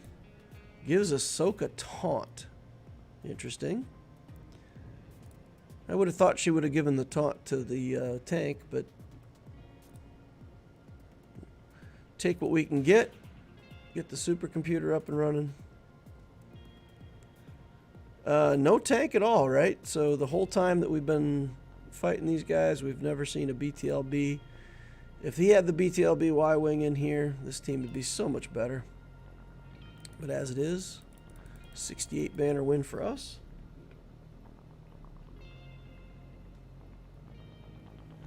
Playlist says, so fully relic CLS squad and go for SLKR at Darth Loquitur. I think, you know, when Ray said you got to look stuff up yourself, inform yourself. You know, figure out what it is that you like. If it was my account, I would do Ray. I like Ray. I like Ray better than SLKR in the current environment. Zori Bliss makes one of the Ray teams really, really good. Myself, I would pick Ray. But you have to look that stuff up and decide for yourself. I would pick Rey because she does better in Conquest, and that's what I'd be looking for. I'd be looking to push your account through that Executor, through a GL journey. You want to end that GL journey at 4 million so you can get into hard Conquest, and Rey is the better choice, in my opinion. But a lot of other people don't like Rey.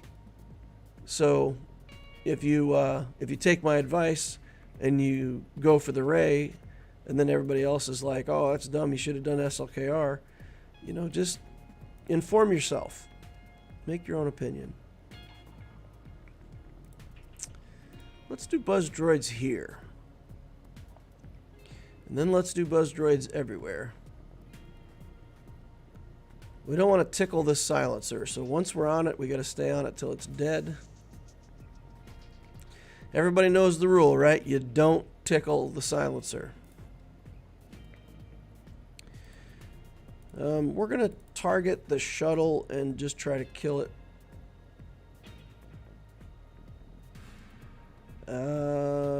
It's going to get a counterattack, but nope. Okay, so it started out with protection, so it didn't get the counterattack. That was nice. All right, buzz droids.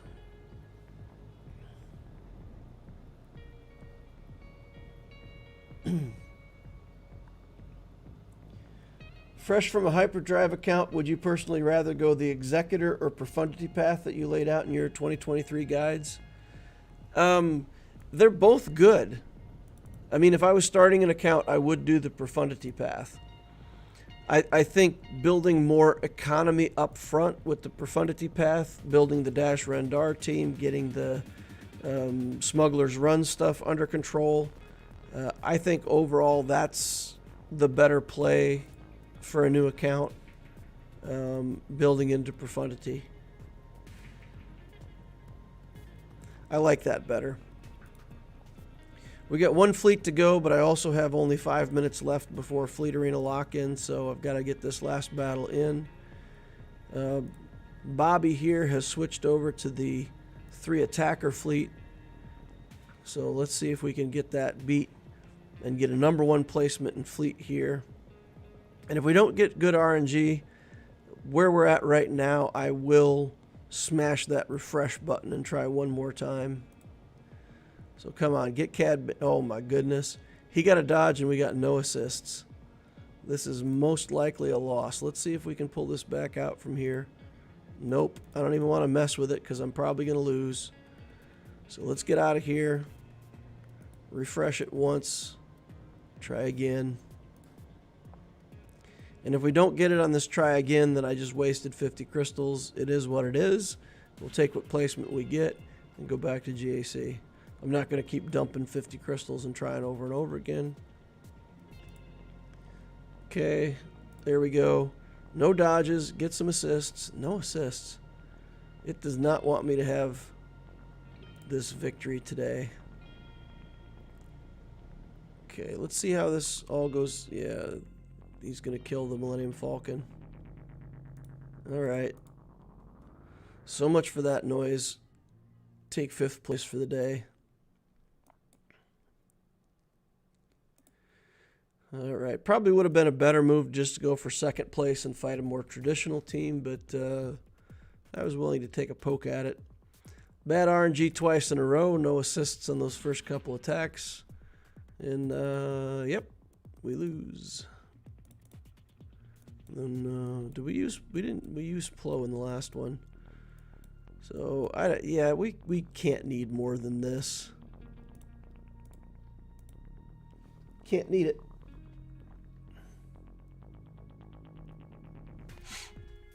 Okay, I'll probably do Rey. Will she be easy to get pre-4 million? Rey is easy. You've got a small detour. You've got to build a first order team to get Jedi Training Rey and BB-8. So you have to build a team to get Rey, Jedi Training Rey, which is fine, and then you got to build a team to get BB-8, which is also fine.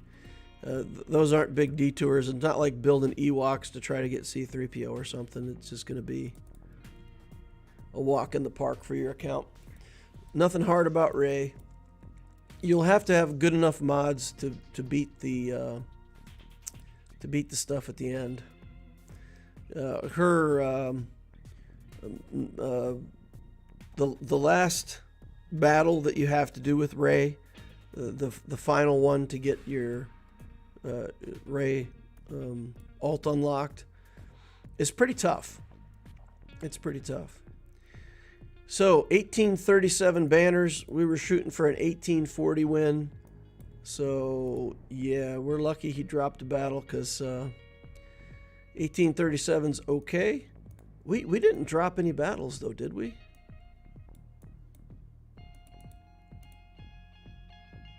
Man, he dropped 2 battles. We didn't drop any. And it came out way too close. Way too close for comfort.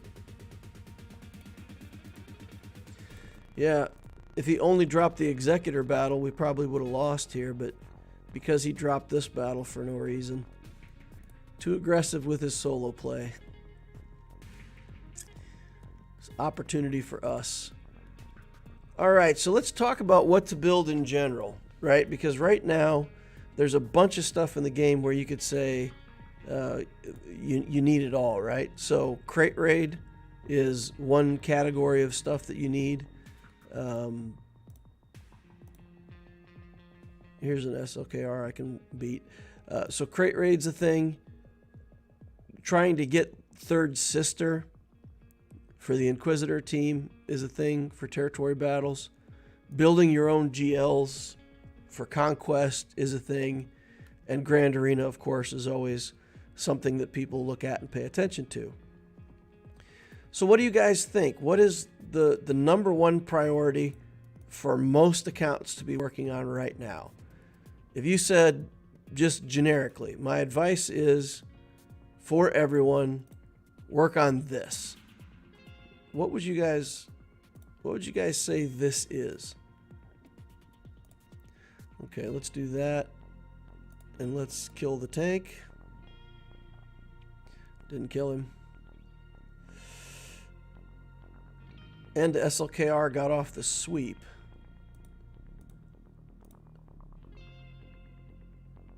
How did that happen? We drained his turn meter. We got turn meter drain. Wow. His SLKR must be ridiculously fast, because we hit the turn meter drain with old Ben's ability, and he still got to the sweep before we got our second turn. That's crazy.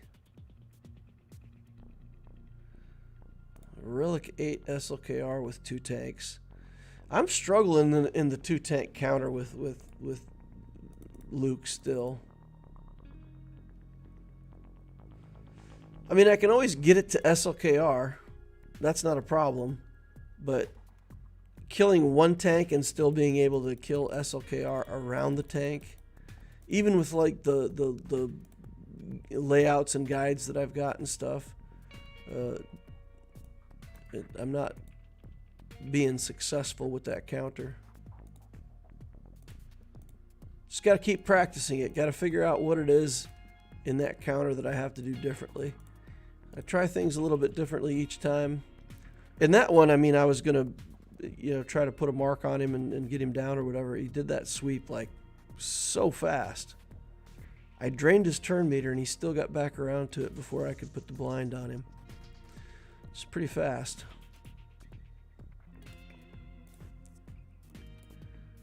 All right, so what do you guys think? Go check up chat here. JK middle special only goes on SLKR and the basic does more damage. Okay, so when I was killing Hux, don't use the middle special on Hux. So I should have put that on SLKR. I could see that being a problem. But I feel like it was a foregone conclusion by then anyway, because he got off his sweep and like killed a bunch of my guys. Hermit Yoda hadn't been able to put up foresights.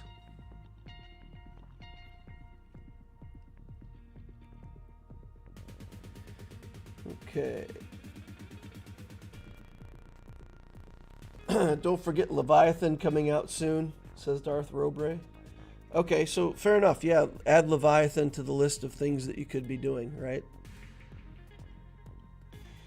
Antonio says Conquest. Stink Jock says Jabba. Antonio says Jabba and Raid. And of course, fleets. Tanner says mods. My advice is if you're under 4 million, get ready for Conquest, but work a little bit on Crate Raid teams. Conquest and Crate teams will do well enough in GAC. Benny Lau says, I would say depends on what level your guild is at. Guild looking to get Rolo, Watt, and Cam.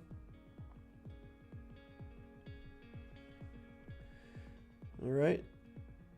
Arva says, in this instance, what killed you was that your old Ben missed his AB on SLKR. Oh, the ability block.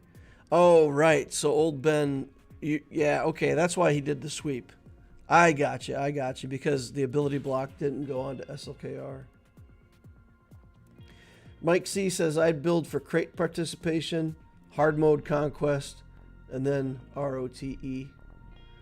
Darth Robbery says, personally, I'm going for Leviathan and Jabba, but I already have GL. I think generic advice would be Jabba and Grand Inquisitor. Okay. Sometimes when I see Grand Inquisitor, that small I looks like an L, and I read it as GL before I think through the context and understand that it's Grand Inquisitor. So yeah, GI, not GL. Benny Lau says we have additional teams that can do well in Conquest and Proving Grounds. 4 million GP is the milestone to reach. And generally speaking, your JKL is way too slow. My JKL isn't that slow. Do I need to put speed mods on him or something? I don't want to put a speed set onto him. Oh, this isn't. He's modded for. Right, the mods that he has on him right now should not be the ones that were locked in for GAC. So what I'm doing right now is in the crate raid, I'm using the Jedi Knight Luke mods. That's a good point. That's a good point, because I'm stealing my Jedi Knight Luke mods for the crate raid, putting them on my Beskar Mando. So that's a good point. When I'm practicing it in Arena here, I'm actually not practicing it with my GAC mods. That's a good point. So I should put Jedi Knight Luke's good mods back on him, and then figure out a different set for Beskar Mando. Yeah. Because trading back and forth isn't going to help me practice in the right way. That's actually a valid point. So let's put back his better mods here.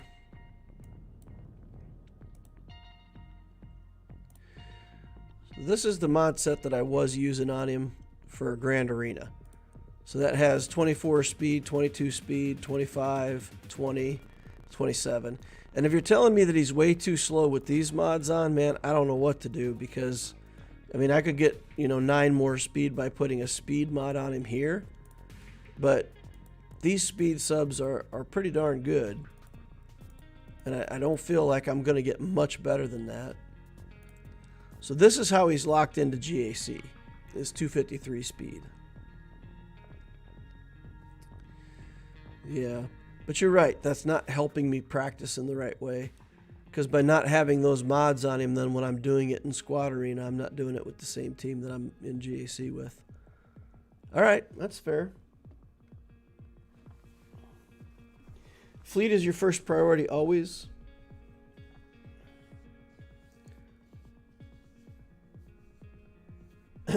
Ray says the remodding demands from Crate wreak havoc on your fleet and squad climbs. Constantine said they should have named at least one Grand Inquisitor Joe.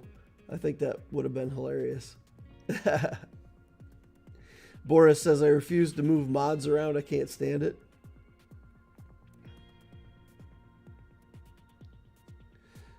Offense would be important to see. All right, so here's my take on the game right now. Your first priority, if you're a new player, if you're still in that 4 million or less range, I still think it's the exact same thing that I talked about at the beginning of the year. Nothing has changed there. I still think you go in for your first big fleet, and I don't think Leviathan is on that list. If you're a new player, if you're just starting the game right now, Malgus is going to be so far out of reach unless they do something and make him pay to play available. But for most players, Malgus is going to be out of reach, so the new fleet is not on that list.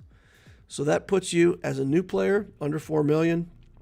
You're working on the same things that we talked about earlier in the year. Get your big fleet first, either Executor or Profundity, and then work your way toward 4 million. Build your first GL with Conquest in mind. Plan to get good Conquest. And I would say Conquest for me, once you've got that big fleet locked in, you need one really good full relic non-GL team. So I would say Padme.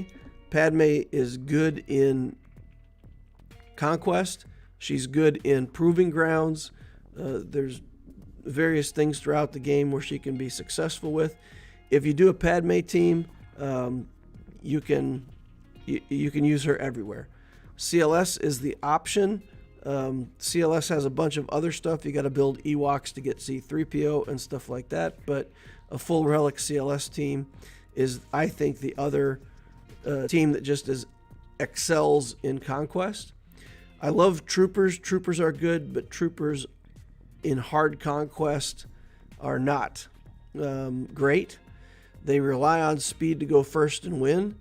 And you can put Wat Tambor in there. You can get enough speed to go first against a lot of teams.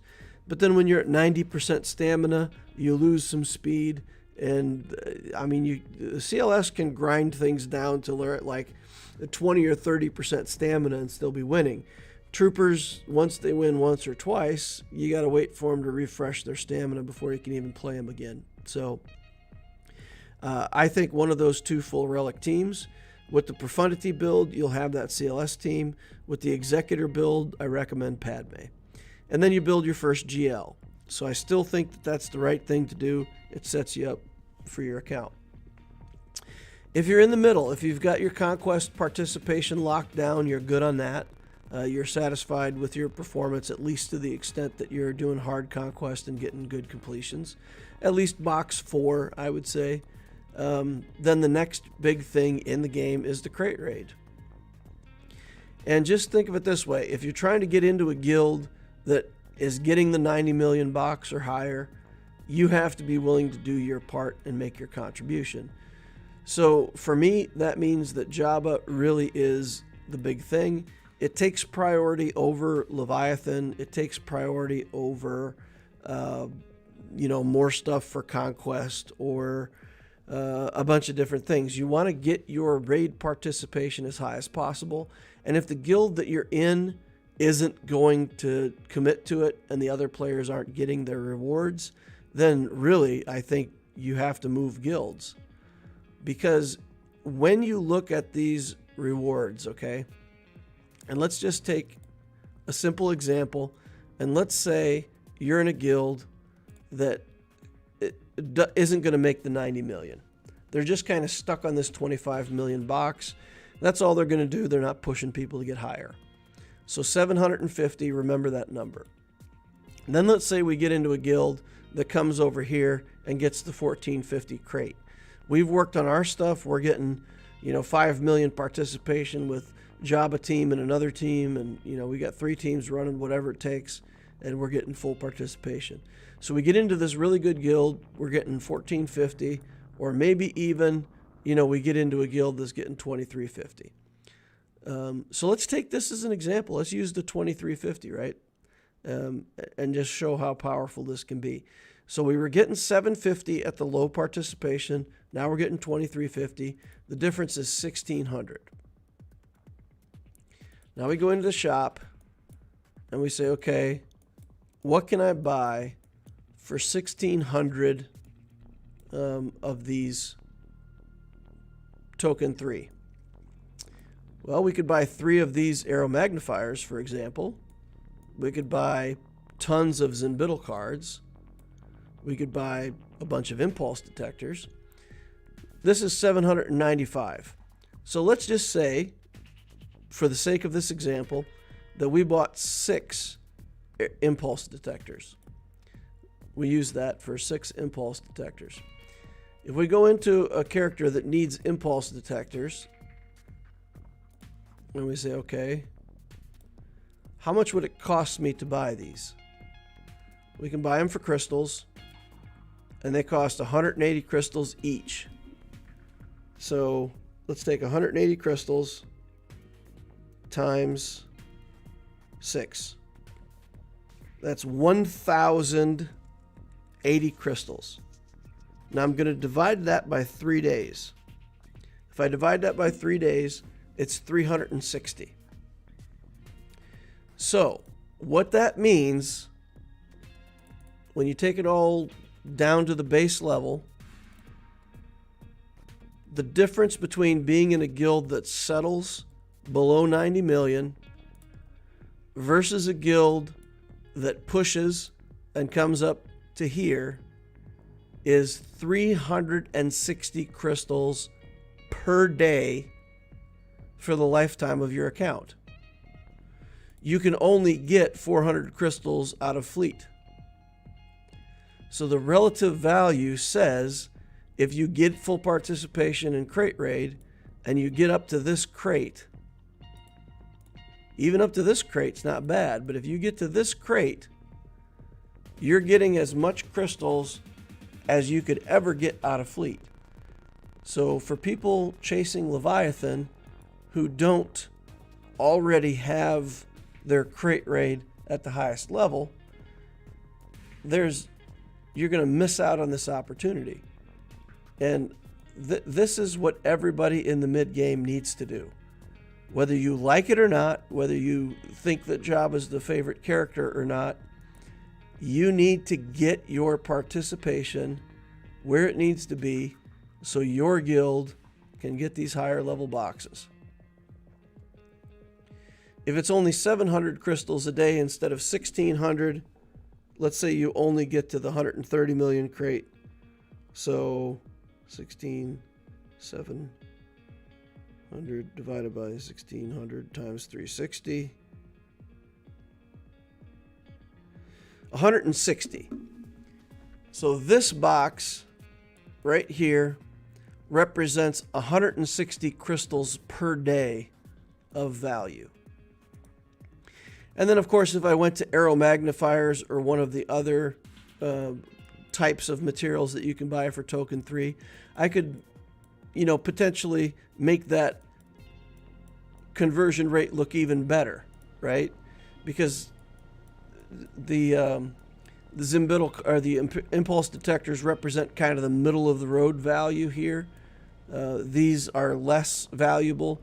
So if I use this as an example for T3, then I could, potentially show 500 crystals per day as the value. So, in the conversion, just understand that what you can buy with that token 3 is that much more valuable. That the crate raid is really the thing. Once you've got your fleet participation locked down, getting high participation in that crate raid is the best source of income in the game right now. If you don't have access to it, you got to get to it. Okay? So early game, still the same priorities. You want to establish your fleet placement. You want to get your first galactic legend. You want to get set up for conquest. That's all still true. Once you've got that locked down, it's Jabba all the way, it's crit rate all the way, and if your guild won't keep up with you, you have to find a guild where everybody has to have Jabba, and they're going for that 265 box. All right, that's my advice, free advice for everybody to take. Hear me now, believe me later. There's not something else in the game that you could build that would give you more income.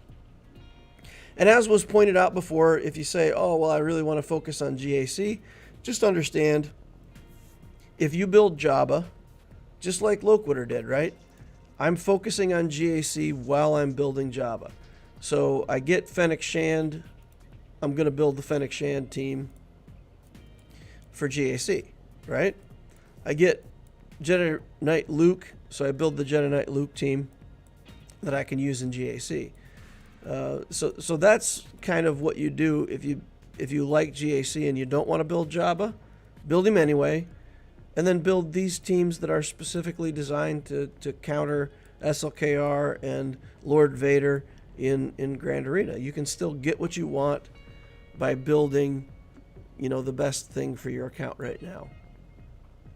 If you've got Jabba, if you're working on Jabba, then you've got two choices, in my opinion. From there, you should work on the Leviathan fleet, or you should be focused on the next Galactic Legend that comes out. Again, assuming that, 6 months after the Galactic Legend comes out, they're going to have a new raid or something like that. Who knows what's going to happen. So if you get Jabba, then either build the new fleet or prepare yourself for the next Galactic Legend. I think Third Sister is a monstrosity in GAC. I think a lot of people want that character. In the grand scheme of things, I don't really think she matters. It's one team in GAC, and on offense, basically, if they take that team on offense, they can beat almost any team they want that you put on defense. But I think if it's on defense, there's things that still beat Third Sister in a way that's consistent, that it won't be that if you don't have Third Sister, you're locked out of Grand Arena. And that's pretty much only going to happen at the highest levels anyway. For most of us in the mid-game, we shouldn't have to worry about Third Sister. So it becomes a thing that everybody wants, but it comes after Crate Raid, and it comes after your own conquest participation. All right.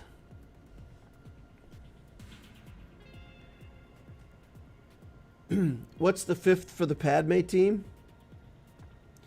So for me, Padme, Jedi Knight Anakin, Ahsoka, General Kenobi, and then the fifth, I like Mace Windu as the fifth.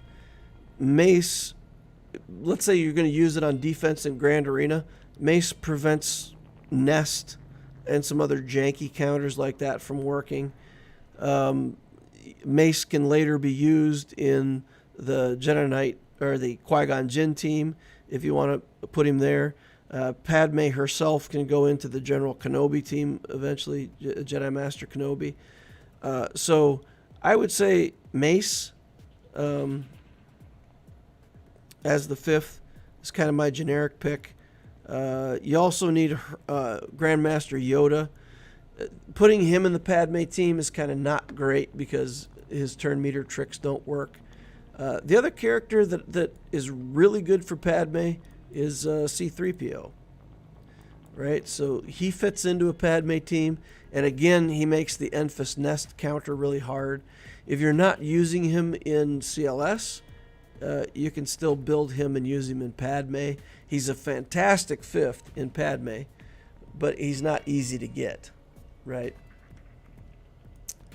But Mace has this thing where he reduces people's health when he hits. Where is it at?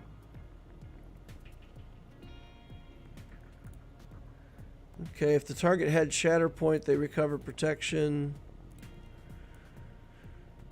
Okay. Reduces defense, max health, and offense by 10% for the rest of the encounter. So you attack somebody with Shatter Point, reduces their defense, max health, and offense by 10%. So that stops, or if you're using her on offense, it enables certain counters. That's my thoughts.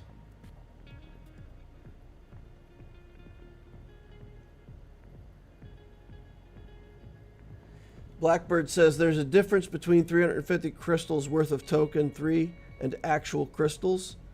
High-level relic materials aren't in a demand that high. So, again, let's take a look at that in practical sense. If you're saying, okay, I'm not that concerned about crate raid because the 750 token 3 that I'm getting is enough.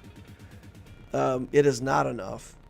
It's not enough to sustain the relic cycle that you could have if you had more token 3. Because again, in breaking down the math, as you bring characters to relic level using the token 2 materials and such, all the characters that you need to be at higher relics are going to burn through these materials, and you won't even have enough.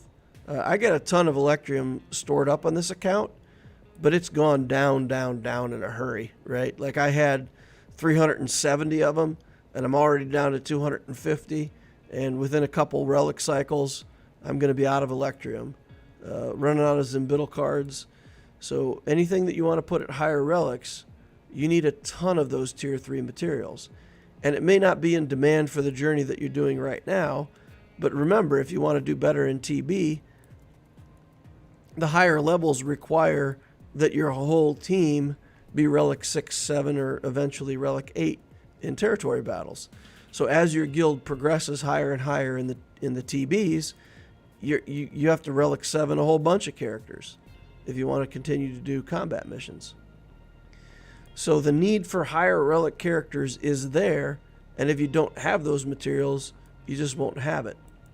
In terms of fleet, let's say you don't build the Leviathan and you get pushed down to 8th place or whatever, and that's the best you can do. You're still getting 200 crystals, right? It's not like you're getting no crystals out of fleet. But those token 3 are going to provide more for your account than these crystals are in the long term. I'd rather have 360 crystals worth of token 3 and suffer getting pushed out of top 10 in fleet. Now, if you get pushed all the way down to here where it's 100 crystals and also your fleet chart isn't helping you and you can't get placement at all, then you're probably in trouble. But for that to happen, you have to have 10 people who are not part of the fleet chart and aren't willing to move their fleet. And also, it has to be that Leviathan has no counter. And I can't see all that stuff coming together. So as long as you're still getting crystals out of there, at least 200 crystals a day out of fleet, you're fine. And the token 3, I believe, has exactly as much value as it represents in terms of crystals.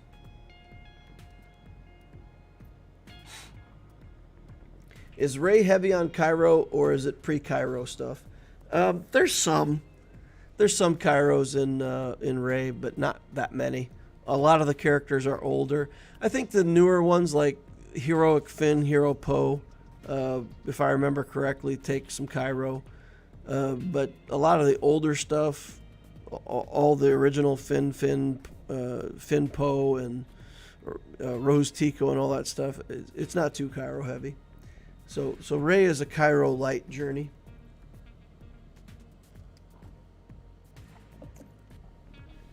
Ray says, you won't be fighting many third sisters until you're 6 million and in Kyber 4. Yeah, I'm in Kyber 4 and I haven't seen a single third sister yet. I think you won't fight a third sister really until you get in Kyber 2 or 1. I can't guarantee you won't see one, but it's not going to be a routine thing,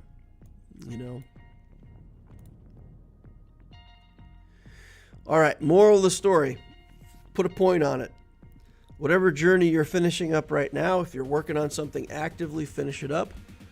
But then Jabba needs to be your next thing. That is my opinion. Jabba greater than Leviathan. Alright, so let's take a look at my opponent here. See what we've got on the Abticio challenge. 3.2 in ships, 4.7 in characters. That's quite a lot of ships compared to characters. Interesting. Galactic War Battles 1, 26,000. That puts him at 5.5, almost 6 years on this account. It is crazy to me how many people I face that have been playing the game this long. Really, I mean, when you talk about the game, I would have thought that there were like some people that have been playing for a long time, but like the majority of the people would be newer. But man, I see a lot of accounts that are 5+ years. A lot of people play this game for a long time. That's crazy. All right, we got Chimera, Finalizer, Malevolence and Negotiator at Relics, Executrixes at Relics, no Profundity, no Executor. Interesting. Ty Dorito at 4 stars already with a Relic Pilot. Interesting. 2 GLs in the account, Sith Eternal and SLKR. Ooh, Jedi Master Luke. He's also in there. He's Gear 12, but he's in there. 3 Galactic Legends in the account. 2 bigs and a small. Okay, we've got the Jedi Knight Luke in here, of course, as part of those JML requirements. We've got the Revens in the house. Must have Malik in here somewhere, right? Probably have Malik. Grand Inquisitor.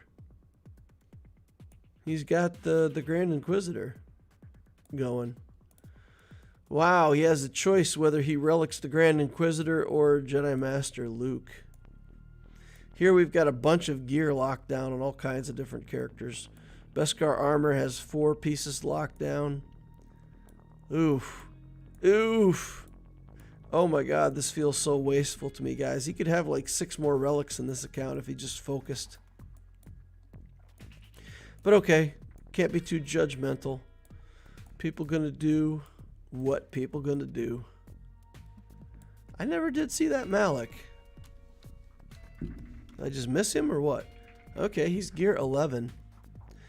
Alright, Gear 11 Malik, but he should be easy to finish out to Gear 12 now that we've got the shards available out of the shop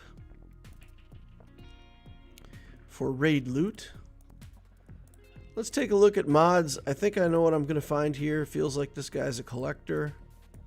Fastest non-GL is R2-D2 at 309. That's interesting.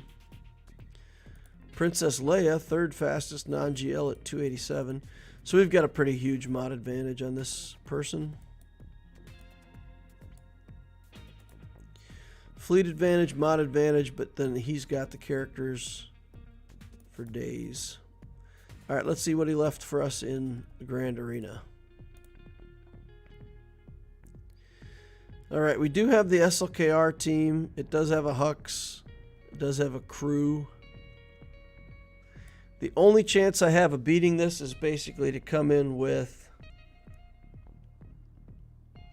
the CLS team. There's no Datacron. I probably get stuck on crew. But if I can kill SLKR and bring this just down to crew, we can finish off crew with some second team and have a chance to try to full clear. We've got a Omicron team here. We've got a Jedi Knight Revan team here. That's a lot of stuff against my little Abticio account. Yoicks. Oh boy, and then we've got Darth Revan over here. Even with a mediocre Malik, that's still a nasty team to have to fight. We'll have to do clones against Padme. I think that's our only chance here, so we can clone this. We have to find a way to do Imperial Troopers here. Ooh, this is going to be rough, ladies and gents. But let's try those 2 teams. Let's try the 501st here, and then we'll try the troopers on that Revan team. See what we can get done. That'll inform how we're going to do the rest of the battle. Let's look for a Datacron. What do we got that's good? Tenacity, potency, and health. That seems okay. Do we have something with crit damage? Here we go. Crit avoidance, crit damage, health steal. We'll take that one. All right.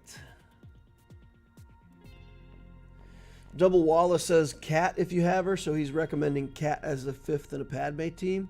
Yeah, if you have Cat, she definitely can be the 5th in a Padme team. I'm assuming that, you know, for somebody at lower level, they're not going to have the Cat, though. 400 crystals daily is nothing to scoff at, says Dank Ideals. Oh, I agree. No, you got to hear what I'm saying, though, guys. Don't think I'm saying don't pay attention to fleet. I'm saying you got to build Executor or Profundity as your first priority. You got to establish that fleet income. What I'm saying, though, is once you've got the Profundity or Executor, I think that's going to be good enough fleet placement that you can focus on Jabba. So don't give away the fleet crystals for free. That's not what I'm saying. I'm still saying you got to have your own big fleet. You've got to have a Galactic Legend. You've got to have at least one other non-GL team to do Conquest before you get into the equation where the crate raid is the biggest and best thing that you can work on. And then, like I said, if you can't make 400 crystals a day, if you're getting that level of participation in the crate raid, you get compensation. And you can do the Sith fleet after it. Jabba Rex Conquest, says Boris Balkan. Nice. Zenith Hacker Hoax says, hi guys. Benjamin Williams says, I'm a few minutes behind, but Jabba's good in Conquest, right? I'm looking at him as my first GL after Executor. I haven't taken Jabba through Conquest myself, but like has been said, I believe Jabba is good at Conquest. And I believe Jabba also does Proving Grounds really well. I think Jabba's like a solution to a lot of the Proving Ground stuff. I don't have anything besides Gear 12 Mandos. Do I bite the bullet and grind Hut while I relic JML requirements? Or JKR? So Dank Ideals, Mandos, Gear 10 Mandos, bite the bullet, grind Hut while I relic JML requirements. Well, if you've already got Jedi Knight Luke, why wouldn't you go for Jabba before JML? And I guess if you're really close to JML, then just finish him out and then switch over. But when you switch over to Jabba the Hutt, then yes, I would do the Hutt Cartel stuff first. The raid relevant stuff first. Yeppa. Alright, let's get in here. Let's not do Tenacity up right now. Let's target here. And we'll just start taking a lot of clone turns because, you know, that's what we do. Take a lot of clone turns. Get ramped up on our ability to do lots of damage with aerial advantage. Make sure that we can get that Anakin out first shot when we get the aerial advantage up. Okay, so he's simultaneously now got stealth and foresight. Ooh, that's not great. Doesn't feel good losing your Shock T that soon. I don't mind if we get the sacrifice in here. That's fine. We just want to make sure that it's actually Anakin that we can kill when we get our first aerial advantage. And he's under stealth, so we can't. So this is going to be rough. We've got to use it. We lose another clone. Let's get the... Let's work on Shock T for... Wow. Wow, that was a hard hit. Okay, let's try to get some buffs off of Hermit, Grandmaster Yoda over here. Okay, get Padme out of here, because we're going to lose this, and if we lose it and Padme is still alive, that's really not going to be okay. Rex versus the world. They've got the foresight, so I can't do anything while they got foresight up. Oof. Yikes. That combination of skills was just not good for me. Okay, let's take our Sith in here, I guess. Just try to finish this out.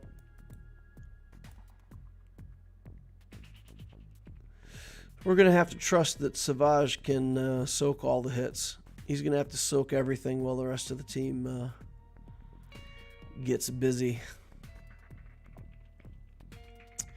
I don't know what else to do here. I really don't want to put Vader in. I don't think Vader adds that much. Padme's dead.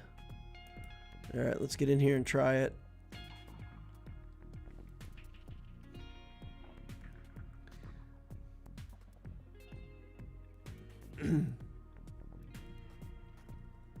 I'm grinding Jedi Knight Luke, but I already have Gear 12 everything for JML because Profundity and Hyperdrive.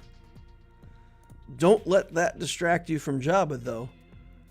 I mean, I'm not in that much of a different situation with Apticio. It definitely would be easier to go for JML, but you want the Jabba. Jabba is all of what you want right now. So even though Luke is easier, Jabba's still the right decision. Chrysanthemum's coming up on double drops in July. The rest of the characters are farmable in a way that's okay. Even though you get single drops off of farming Skiff Lando and Bush Leia, it's still okay. Those farms are cheap. They're easy. They're not bad. All right, let's try this with Imperial Troopers. See what we can get done. Just remember that on Apticio account, my original plan was to go into Jedi Master Luke, and I changed it based on what's relevant in the game right now. So I'm not giving you advice that I wouldn't take myself. I hope that makes sense. All right, we're going to... I don't think Moff Gideon even has the Zeta on this account, right? So they lose turn meter. We don't gain the protection up. So I can actually use the drain with this team against this Darth Revan team. Okay. I'm going to try not to use it. I don't want to use it. I feel like we got to kill Bastila early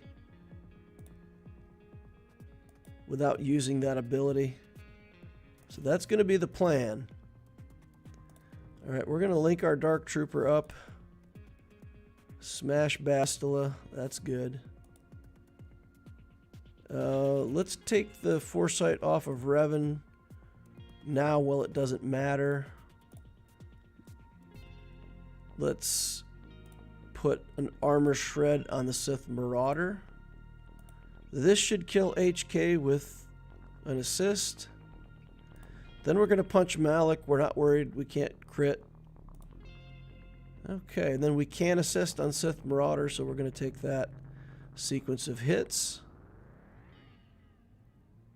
Okay, power up. And now we have a choice. If we do this drain and we don't get a kill, it could be really bad for us. So we're not going to drain. We're just going to poke away with some basics. Keep our turn meter high. Take that attack. It's fine. And then the next time Gideon goes, we'll do the drain and assists. And it does get the kill. And then we're over here on Revan. Get a daze on him if we can. All right. We worked through that. Even with a bunch of low gear troopers. Still managed to get through the Darth Revan team. That feels pretty good. Let's see what we got on the back wall. If he's got more good teams back here. Okay, he's got Grievous. We can Wampa that. He's got Ewoks. That's not a good team. All right. Garbage on the back wall. So now we have to kill this with CLS. The CLS Omicron team has to be able to... Datacron team. Get this Datacron on. We've got to make our way through this. And I think we can kill everything but crew. I honestly think we may just get timed out against Kylo Ren unmasked by the end of this. If it all goes badly, we could even... we could lose worse than that. But I think based on what I've practiced with, this team usually does okay to the point where we're just fighting crew. All right, let's kill Hux. Put a buff immunity over here. Once we get the buff immunity on, we can start doing big damage to First Order Stormtrooper. Get him killed. Okay. Do area effect here. And we can ignore taunt. Oh, didn't quite get him dead. Okay, we're about to lose a Wookiee over here. Okay, come on, Wookiee. Try to blind some people. Let's just go in with damage on SLKR because crew, the way the interaction is between crew and the CLS team, it's not fantastic. Okay. Let's just do damage here. Switch over to Kylo unmasked. Go back over here for a big hit. Oh, he's going to drop the ult now on us. Okay, keep targeting this Chupio. Switch our stances back because we can. Just do a basic, do a blind, try to get. All right, get back on SLKR now. Nope, I guess we gotta try to get buff immunity on him again. All right, we'll just do big damage over here. Now, this is not great because every time we remove turn meter from SLKR, we're actually making it harder for us to win the battle. So it's basically his ramping health and protection versus the Datacron that's ramping my damage. So it works out that we ramp damage enough, but then in my experience, we haven't ramped damage enough to kill this Kylo Ren unmasked.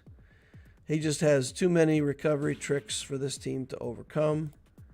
And you end up in this situation right here where you really just can't kill him. But we'll put it on auto, let it run, see if there's some way that we can magic it. Ray says you might have a better chance if you send a burner team to burn off SLKR, poke stun, and crew stun. Yeah. Again, in the practice that I've done in Squad Arena, I've always been able to kill SLKR. I just can't ever kill crew. I just get stuck on him. And you see it, right? Oh, man. See, that's it. Right there. That's what's got to happen. We got to get to the point where we get enough damage on Chupio that he unleashes that area effect and kills him with that hit. To this point, I've never done it. I've never successfully ramped damage up high enough. But that looks pretty close, doesn't it? We got a minute and a half left to go. And that was putting him into yellow.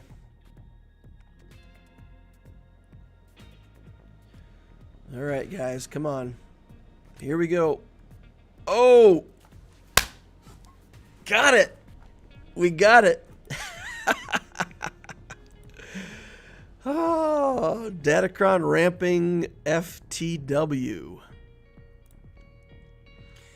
All right, this team. What do I have against this team? We've got Radis. We got to use Wampa on the back wall, though, right? So Wampa's spoken for. I've got some kind of bounty hunter team. We've got a Revan team. Maybe the Revan team is the best bet. They're going to get, what, 100 speed off of this guy? Okay, well, allies have advantage. They have plus 100 speed. So probably we can't outspeed this team. Even with garbage speed, if you add 100, garbage speed plus 100 is still pretty good. 304 for Phasma. 310. Okay. Maybe this is better than I thought. 305. Okay. 278. So 310 was the highest we saw so far. 319. So first order officer goes at 319. Phasma's not giving them plus speed anywhere, right? Potency, it started the encounter, blah, blah, all this stuff.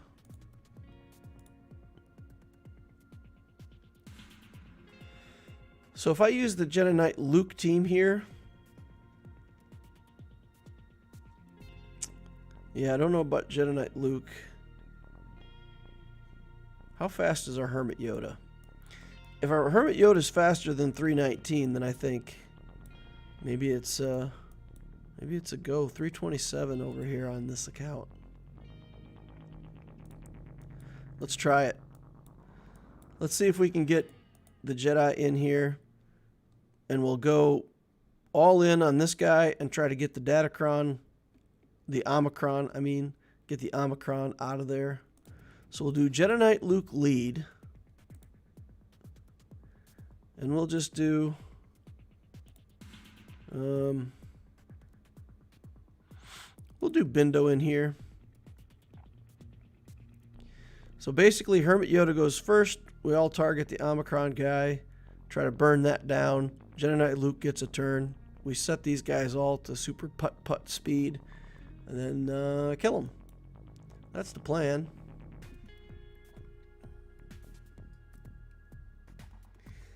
Dank Ideal says supporting you if you have time. Ally code for the discussion. All right, sure. Let's do it, man. Let's do it. All right, here we go. All in. All stunned. I really want to just get this guy dead. Oh my goodness. That looked scary for a second. All right. Get Luke in there. Keep letting him take turns. Gotta put the Zeta onto that Hermit Yoda here pretty soon. Feels like that might be an important thing at some point. Let's stun here if we can. We'll just use the basic for turn meter. Let's target the First Order officer.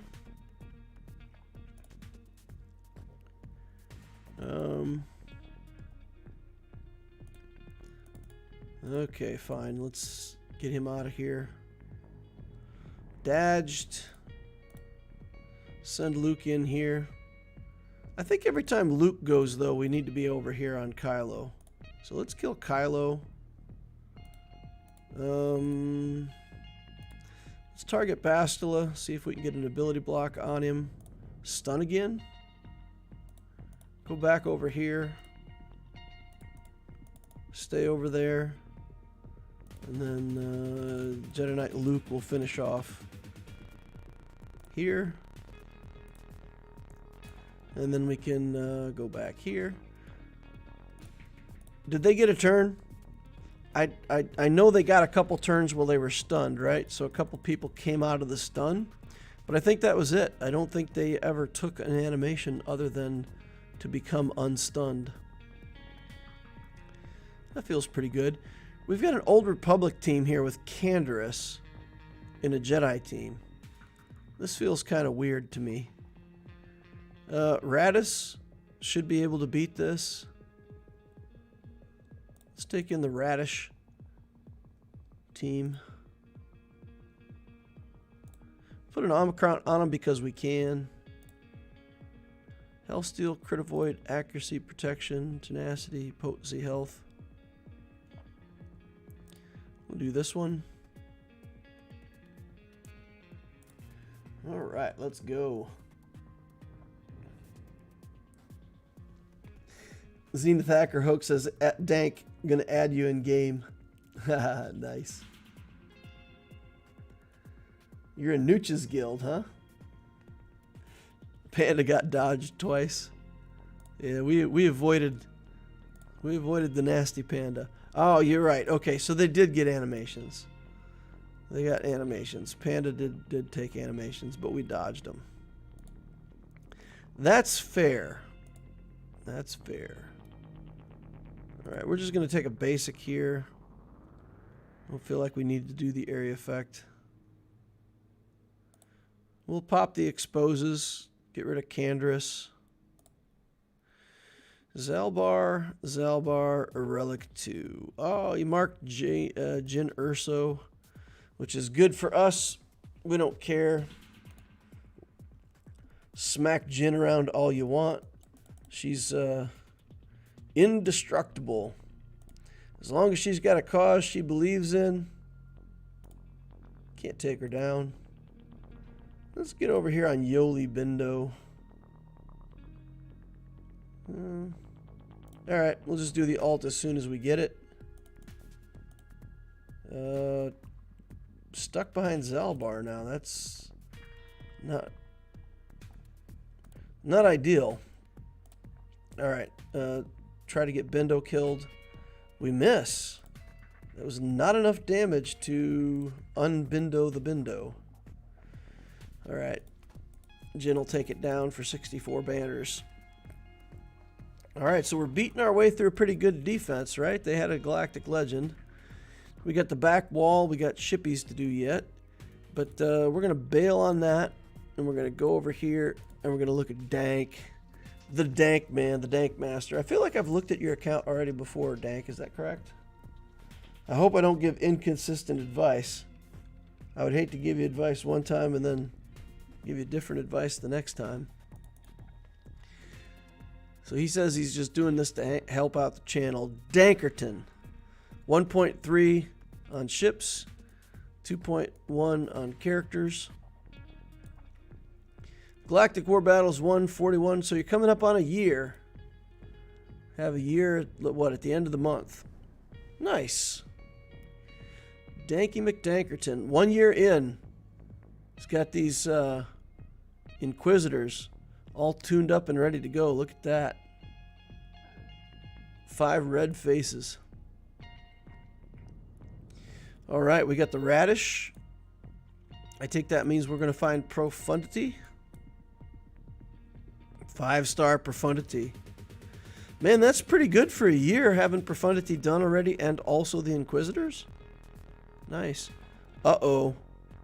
Where's your Malevolence and Negotiator? What have you been using your Get 2 for? Oh no! I take it you've been gearing stuff up with your Get 2. Anakin's not done. No!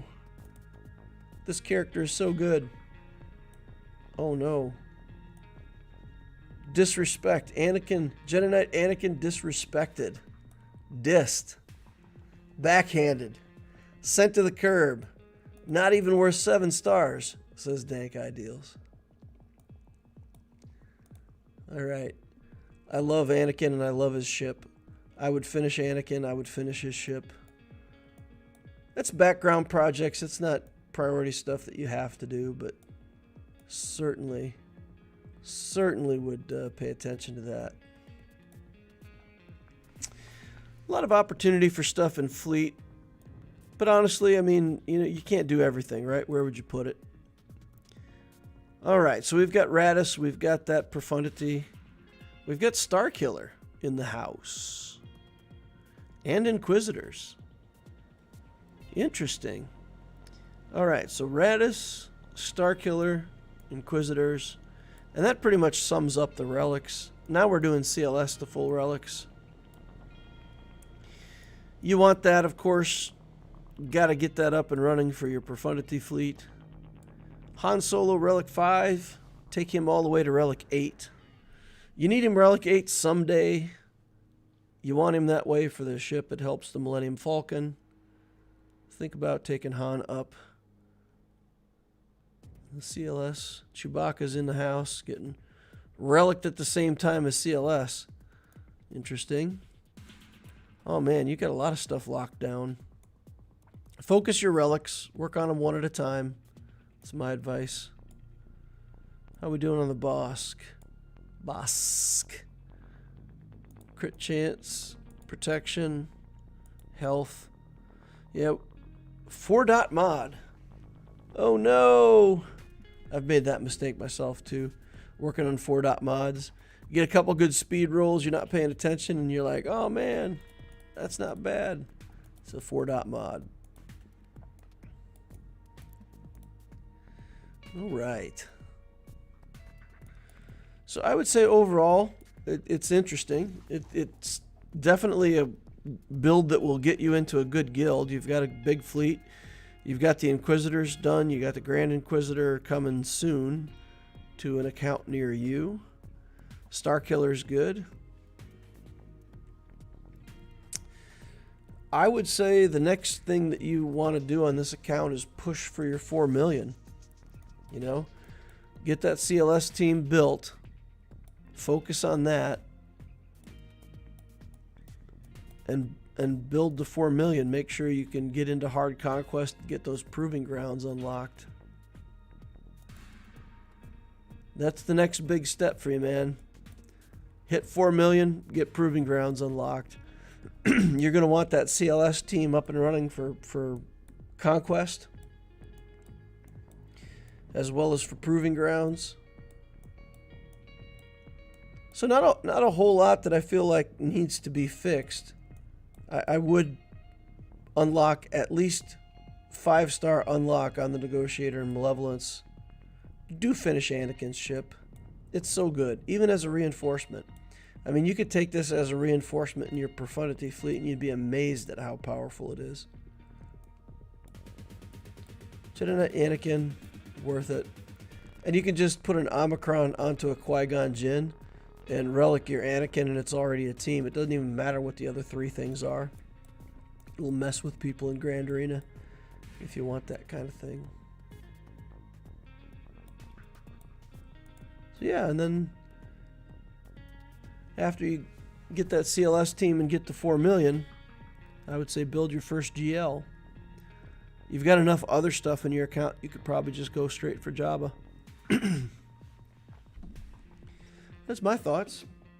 I'll go catch up on chat here. What an odd way to use Jedi Knight Revan.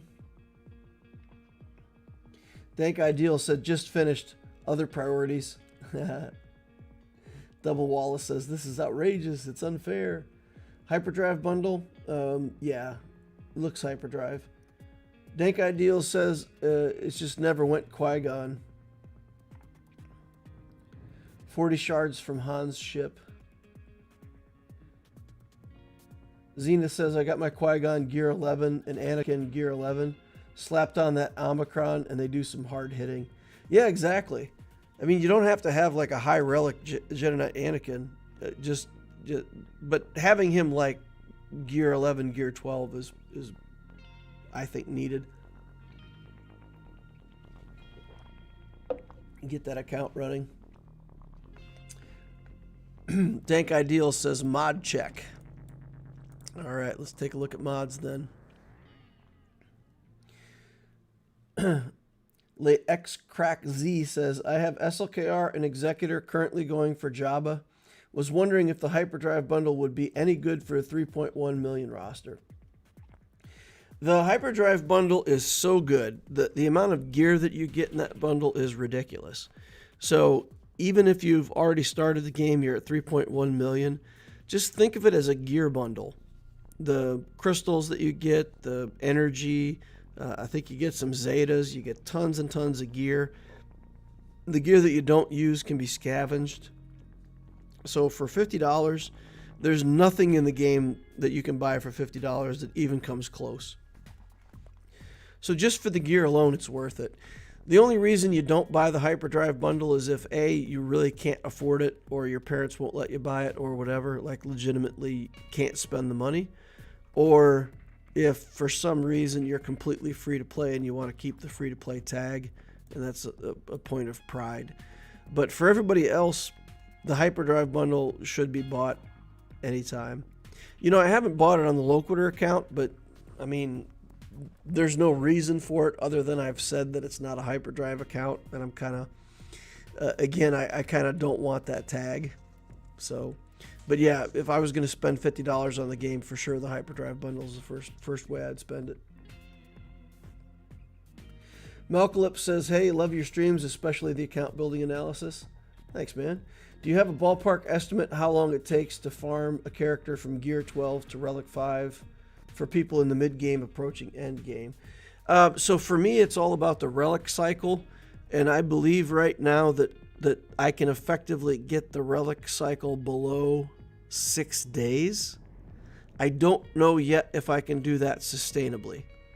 But I believe that with the new raid economy, if you get to high enough placement in the raid, you'll be able to relic a character every 6 days. And that means that you gear 12 characters in the background, and you'll be able to gear 12 characters faster than you can relic them. So yeah, I'm looking at around 6 days as the sustainable cycle for most accounts. Potentially less than that for people who get better crate raid placement. Yep.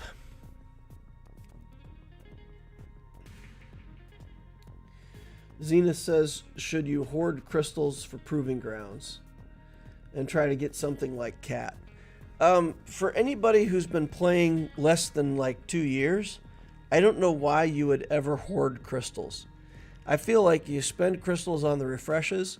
When those packs come into the store where you can buy bronzium wiring, you dump all your crystals on those. So is that better than saving up to get Cat out of proving grounds? I don't know, but man, those proving grounds are so expensive to refresh.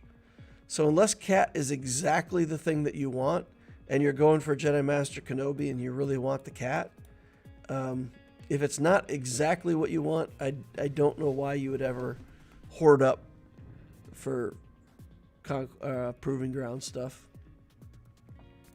For me, it's just this feeling like the proving ground stuff is there. It's going to take me a long time to get it, but I'll get it eventually. So it's maybe a very casual approach, but it's kind of like, you know, I'll get it when I get it. But if I really needed Cat and that was the thing that I needed, then yeah, you'd save up and you'd do refreshes on that specific character. All right, we got 316 on the Radis. Let's take a look at the mod quality. 17 purple.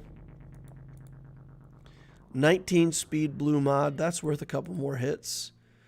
16 speed on blue. See, for me, this kind of mod right here, I would calibrate it once, maybe twice, trying to get that fourth roll. I wouldn't continue to slice it unless I hit the third speed. 10 speed, offense. I get it. You don't always have what you want, but I typically don't 6-dot unless it has 3 speed rolls. Same thing there. And 32 speed. That's got a lot of flat stats on it. You probably could do better on a mod than all these flat stats. So if you're farming offense sets with speed primary stat, you're looking for better stats than that. Percent stats. So you've got some good mods, but I would I would think about, again, it's just me, but I would think about the mod quality. Make sure you're putting your slicing materials into mods of the best quality. All right, 307 speed, same stuff here. 17 speed, that's a good one. This is worth more slicing. I would keep going on that. 32 speed. Yeah, this is a good mod though, because you've got a bunch of percent stats down here. Percent offense is good. Crit chance, potency. This is all good stats. That's a really good arrow. Worth the choices that you've made. Seventh Sister, 291. 14 speed. See, this is tenacity main stat. Even though it's got the 14 speed with 3 rolls, that would be tough for me to 6 dot because of the tenacity main stat. 14 speed. All right. Well, I hope that helps, man. If you have other specific questions, let me know, but I'll wrap that up. Uh-oh, we got another super chat. Getting Riva shards requires decent mods, though. Yeah, so once you get these Inquisitors to Relic 7, you need them Relic 7 for the third sister, right? I believe so. So you'll need Grand Inquisitor, you'll need Relic 7 on these characters, and then you will need, you know, your best mods on them. I don't really have anything to say other than, like, don't mean to brag, but watch my Mod Mastery series. I think it'll help you get more good mods into the account. All right, we got another super chat over here. Wilson Young just finished Lord Vader, wondering where to go next if you have time. I'll make time.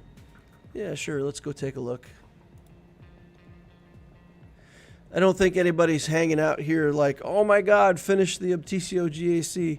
The GAC is just something we kind of do in the background while we talk. That's how I feel about it any day. These days, I feel like I'm just doing GAC while I talk to you guys. It's just having fun. 964, 689, 469. I did a bunch of data entry back when I was in high school, and still remember, like, pretty well how to type numbers on the number keypad without looking.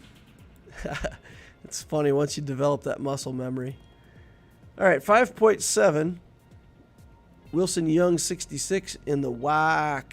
WAAC. Sounds like some kind of supremacy group or something. Not that you'd ever have a group like that in Star Wars.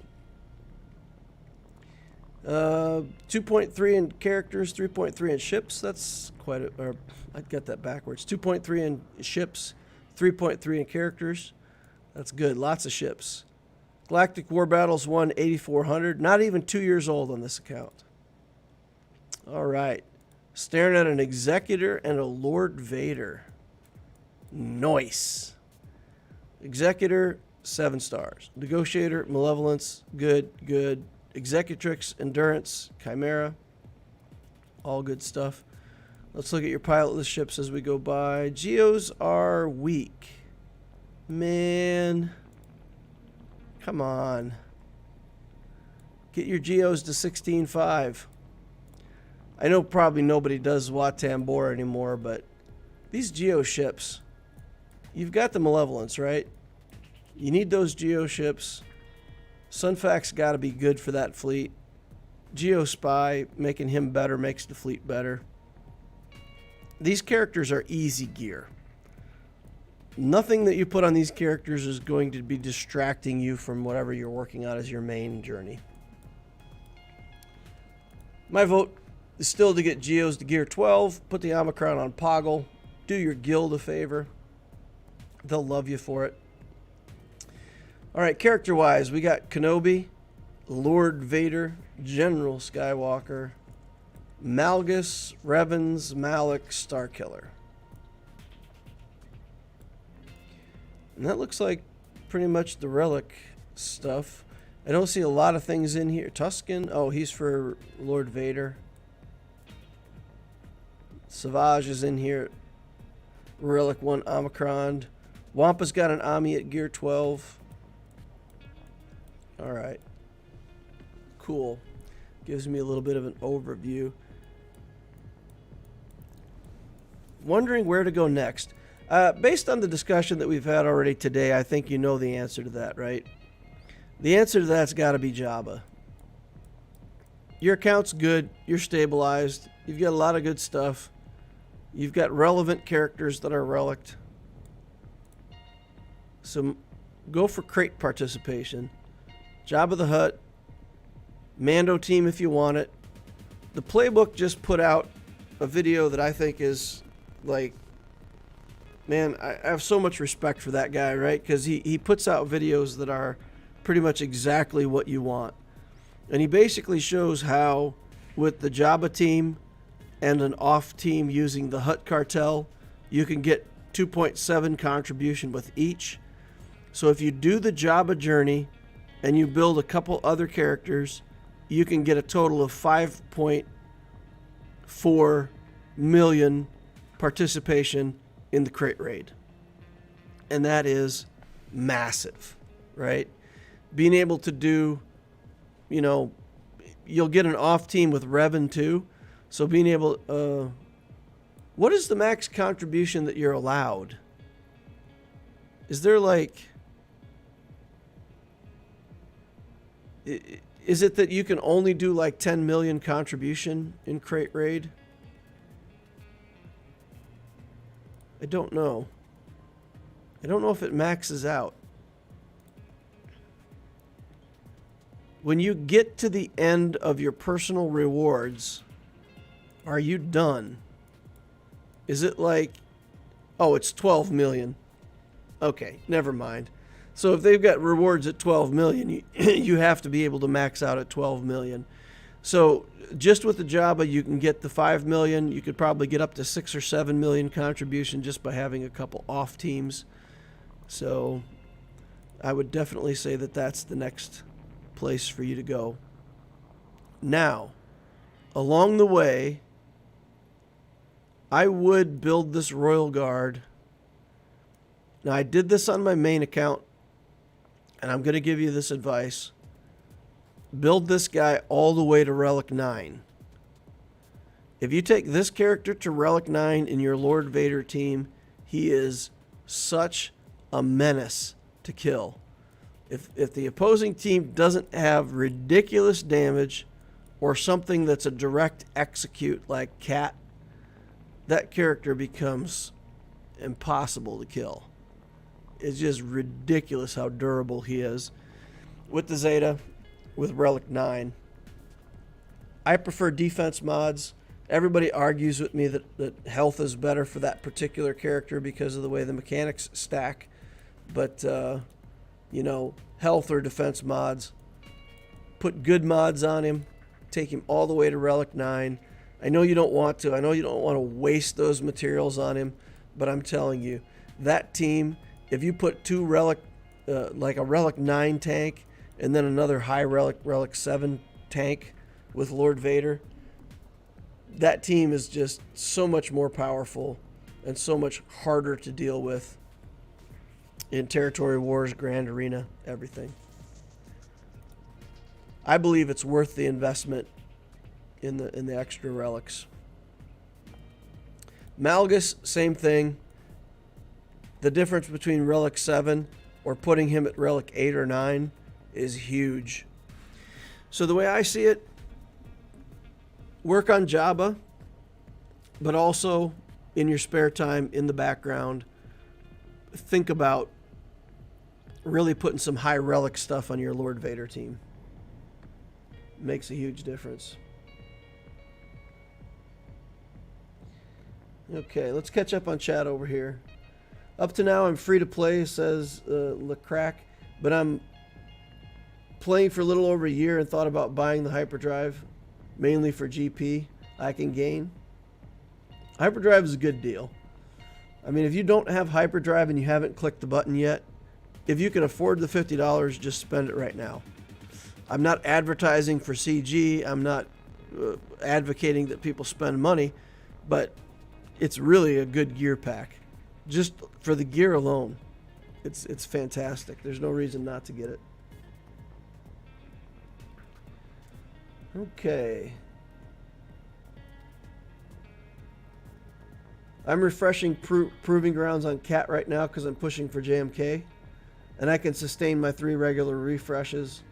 It hurts a little bit. Oh, he's doing 2 refreshes of all the other types and 3 refreshes on regular energy. Hurts a bit, but it's fine. Yeah, again, if Cat's exactly what you need for JMK, like I said, I'm in on that. Playlist says, well, Dark Loquitur, there's no recent farming order for Ray.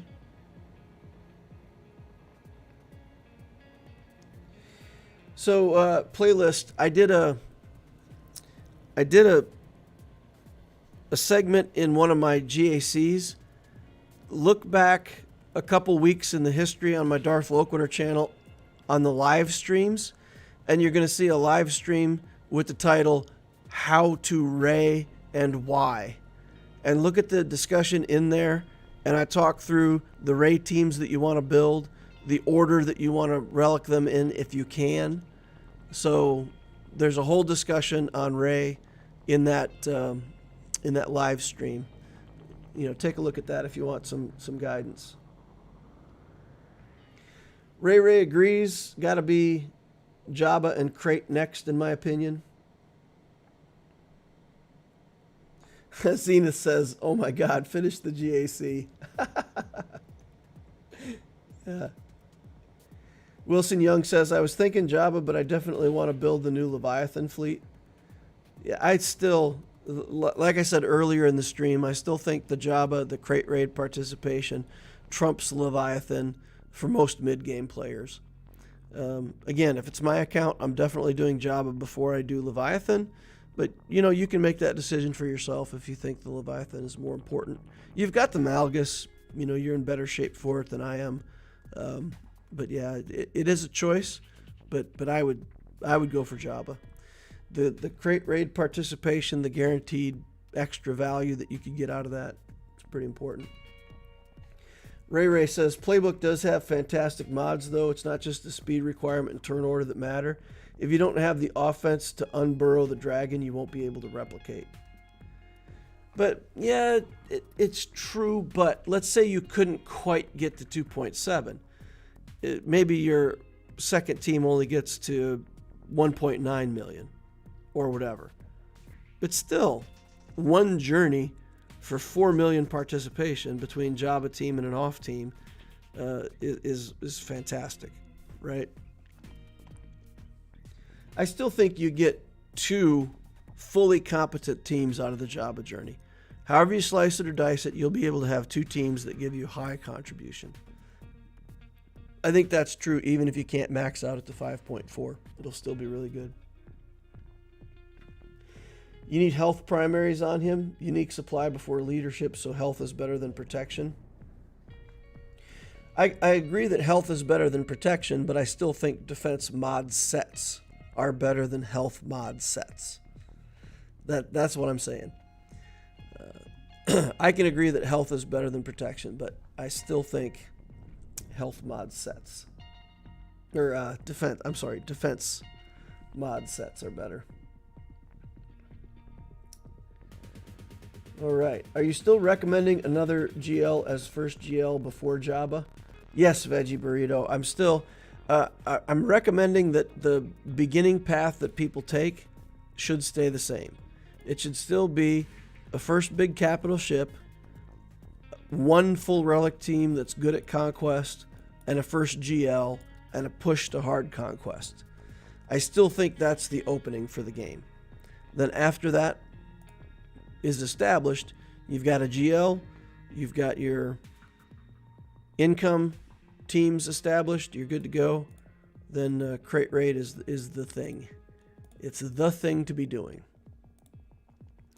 All right, let's finish out this Grand Arena. Monster Wampa here. Let's take him in. Get on in here. Start smashing some Grievous. Man, I love this Wampa. I got to relicate my Wampa on the Loquitur account. I'm having so much fun with this guy. Bam! Get some purple up. I went faster than his whole team. His fastest character, not fast enough to outrun my Whomper. Oh man, look at that. Look at that. Look at how we just melt these characters. I hit Grievous so hard that like I counterattack him and he's already down in 2/3 health. What do you think, guys? Can we kill him with a womp? Not quite. Don't quite have what it takes to kill him on that second womp. Close though. All right, let's keep ramping. If Grievous doesn't heal himself by a lot, we've got another womp coming up. See ya, Grievous. I love that. So good. Kill him with the womp while you're still locked behind the mark on Droidica. Doesn't even matter. I was laughing and not paying attention, and Droidica rolled himself up again. That's not fun. Alright, we'll womp again. Soak that. Now I gotta wait for the Droidica. That's pretty annoying, but yeah, I did it to myself. I could have hit him when he was unballed, but wasn't paying attention. Yapping. 68 banners, good enough. All right, let's see. Do we just want to experiment against these Ewoks? Let's go take a look at this GAC. What do we need to win?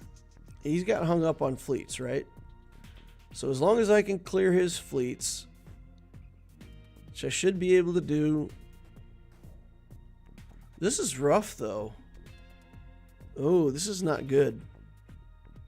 This is actually hard. Because this fleet, this Home 1 fleet is actually pretty good at beating Galactic Republic.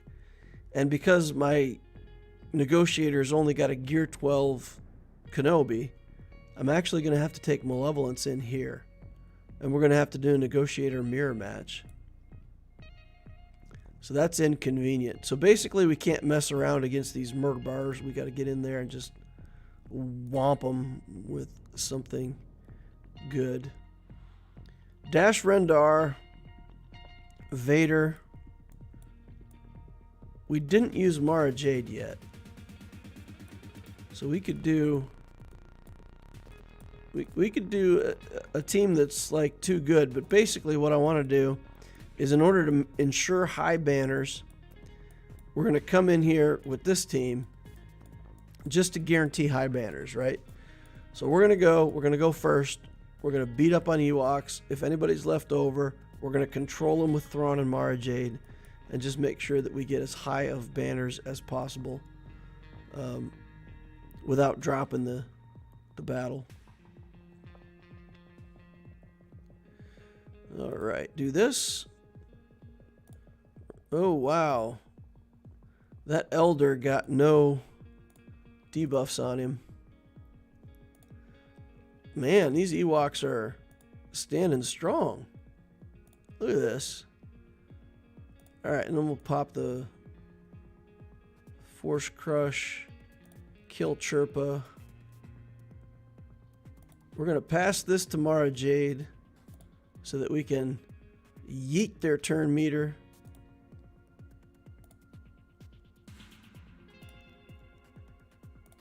Give him a kick. Alright, no turns for Ewok, 66 banners, we'll take it. No messing about. Alright, and then we gotta go do ships. One good ship win should get me the victory here. 5-star Malevolence. Not ideal, but gotta use what we have, right? We're gonna put Plo in here. No, we're not. We're not going to put Plo because we need Plo for the mirror match. I want one more ship in here, though. Ugh, ugh.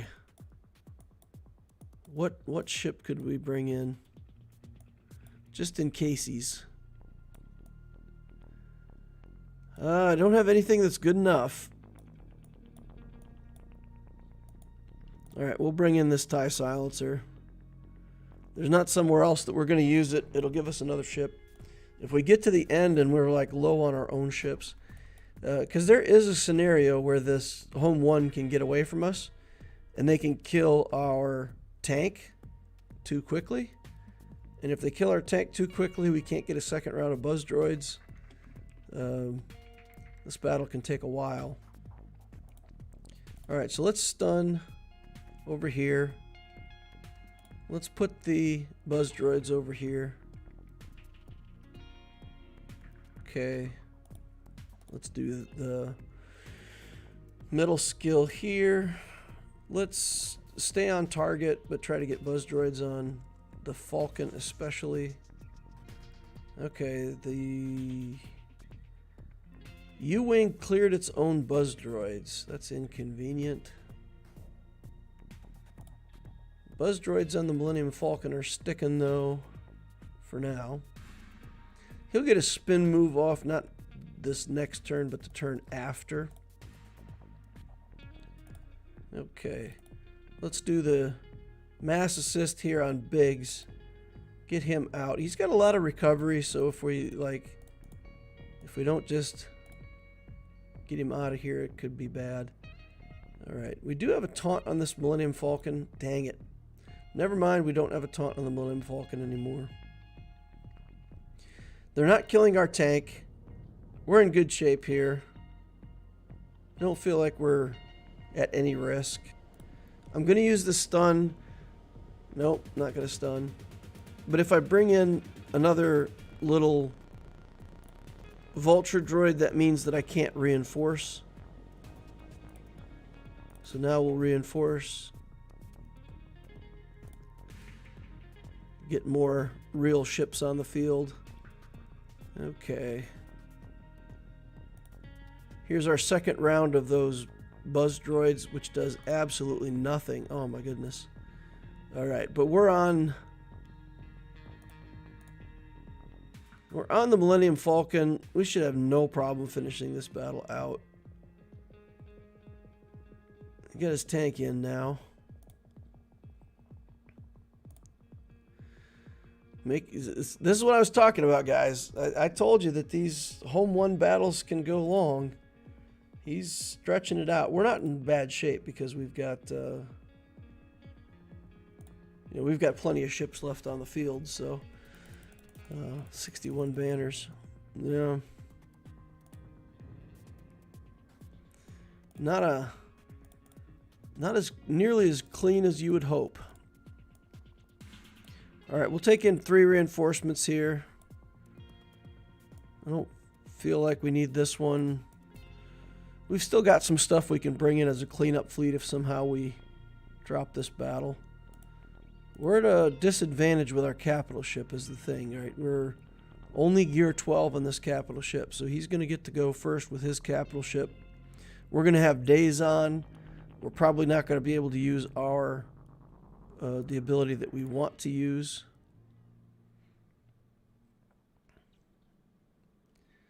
Okay. Try to take out Rex first here. Anakin's almost dead already. If they get another good area effect, he's gone.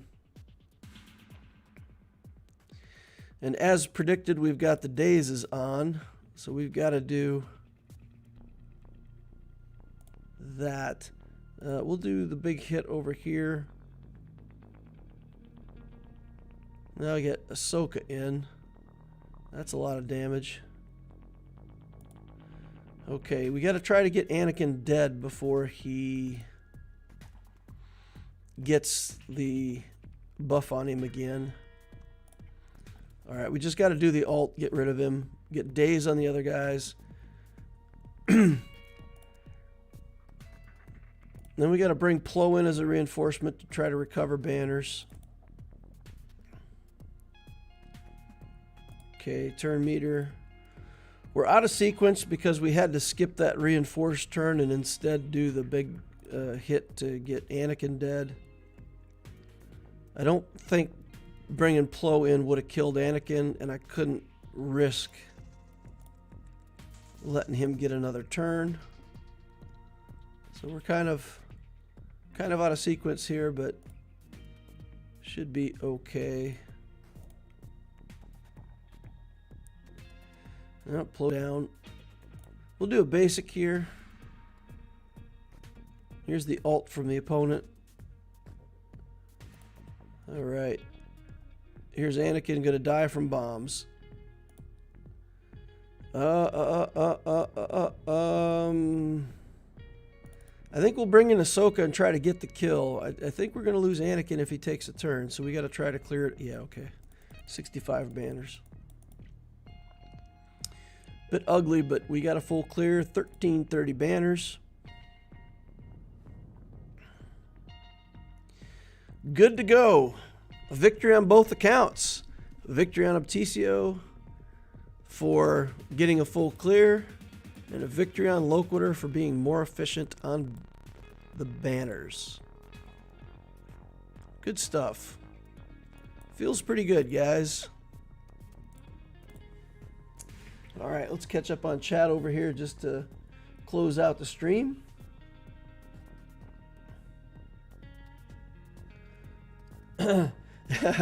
Constantine said, dang, 3 hours passed.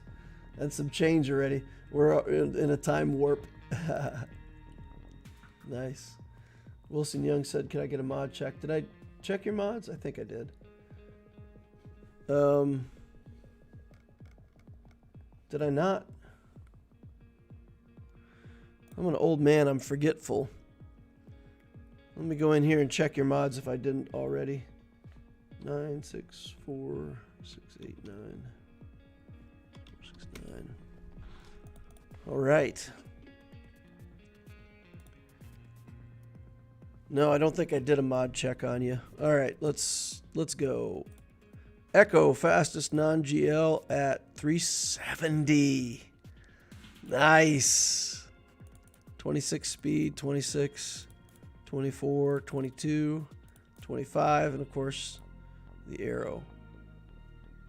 Nice. He'll be 372 when you get the arrow done. That's zooming. 360 on Mara Jade. Dang, man. 24, 20. Oh, that's a heartbreaker. That could have really been... Maybe you still got some calibration to go on that one, but that's still a good mod. Commander Ahsoka Tano at 341. Yeah, okay. You didn't need a mod check, brother. You just wanted a mod flex. I'm with you. I'm with you now. Looking to flex your mods. And you're successfully doing it, right? You got a good flex going on here. Look, we're a couple rows down with Jedi Knight Revan. We're still at 309. Newt Gunray over here. 296. Okay, so we finally got below the 300 threshold. What are we looking at? Shock T is going to be 300 even. All right, where does that put you? 1, 2, 3, 4, 5, 6, 7, 8, 9, 10, 11, 12. All right, so you're right on track. You got 12. You're just under 6 million, and you've got 12 over 300. You're in good shape on mods, man. Oh, no. I had it on the wrong screen the whole time. Oh, man. Oh, that's a bummer. That's a bummer. All right, well, for everybody who wanted to look, he was just flexing on mods. Look at all these good mods. Crazy. Crazy good stuff. All right.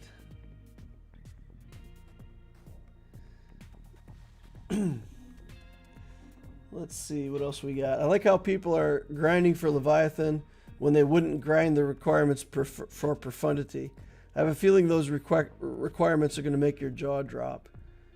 I'm still predicting, guys, I'm still predicting that this is going to be the introduction of Relic level 10.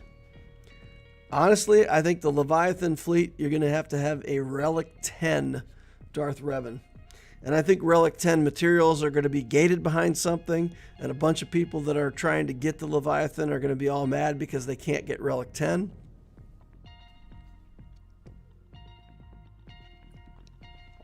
I'm not saying, I'm just saying. I wouldn't be surprised if it was time for Relic 10.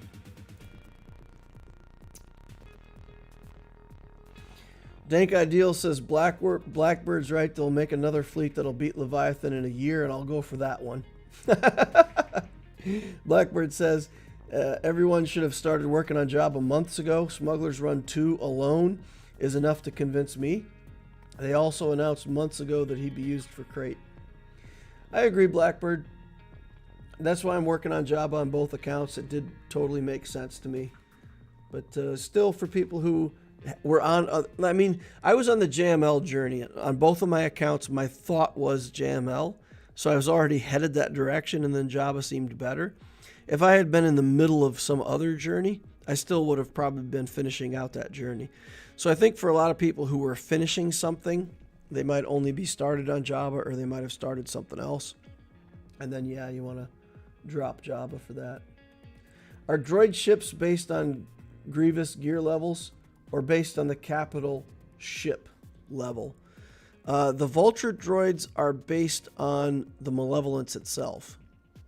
So they aren't based off of Grievous. I believe they're based off of the stats of the capital ship. Zenith says we can't change anything. Yeah, okay. Yeah, you guys were telling me to change the screens. Pick some level 1 tunes and let's roast him. Zenith says, I disagree. When Relic 9 was released, it took over a year for CG to use Relic 9 as a requirement. Same for Relic 8. It was out for a year before it was used as a requirement. All right, guys. We have our predictions. You guys are predicting that it's going to be high requirements. I'm predicting it's going to be high requirements plus potentially the introduction of Relic 10. All right, we'll see. We'll see who's right.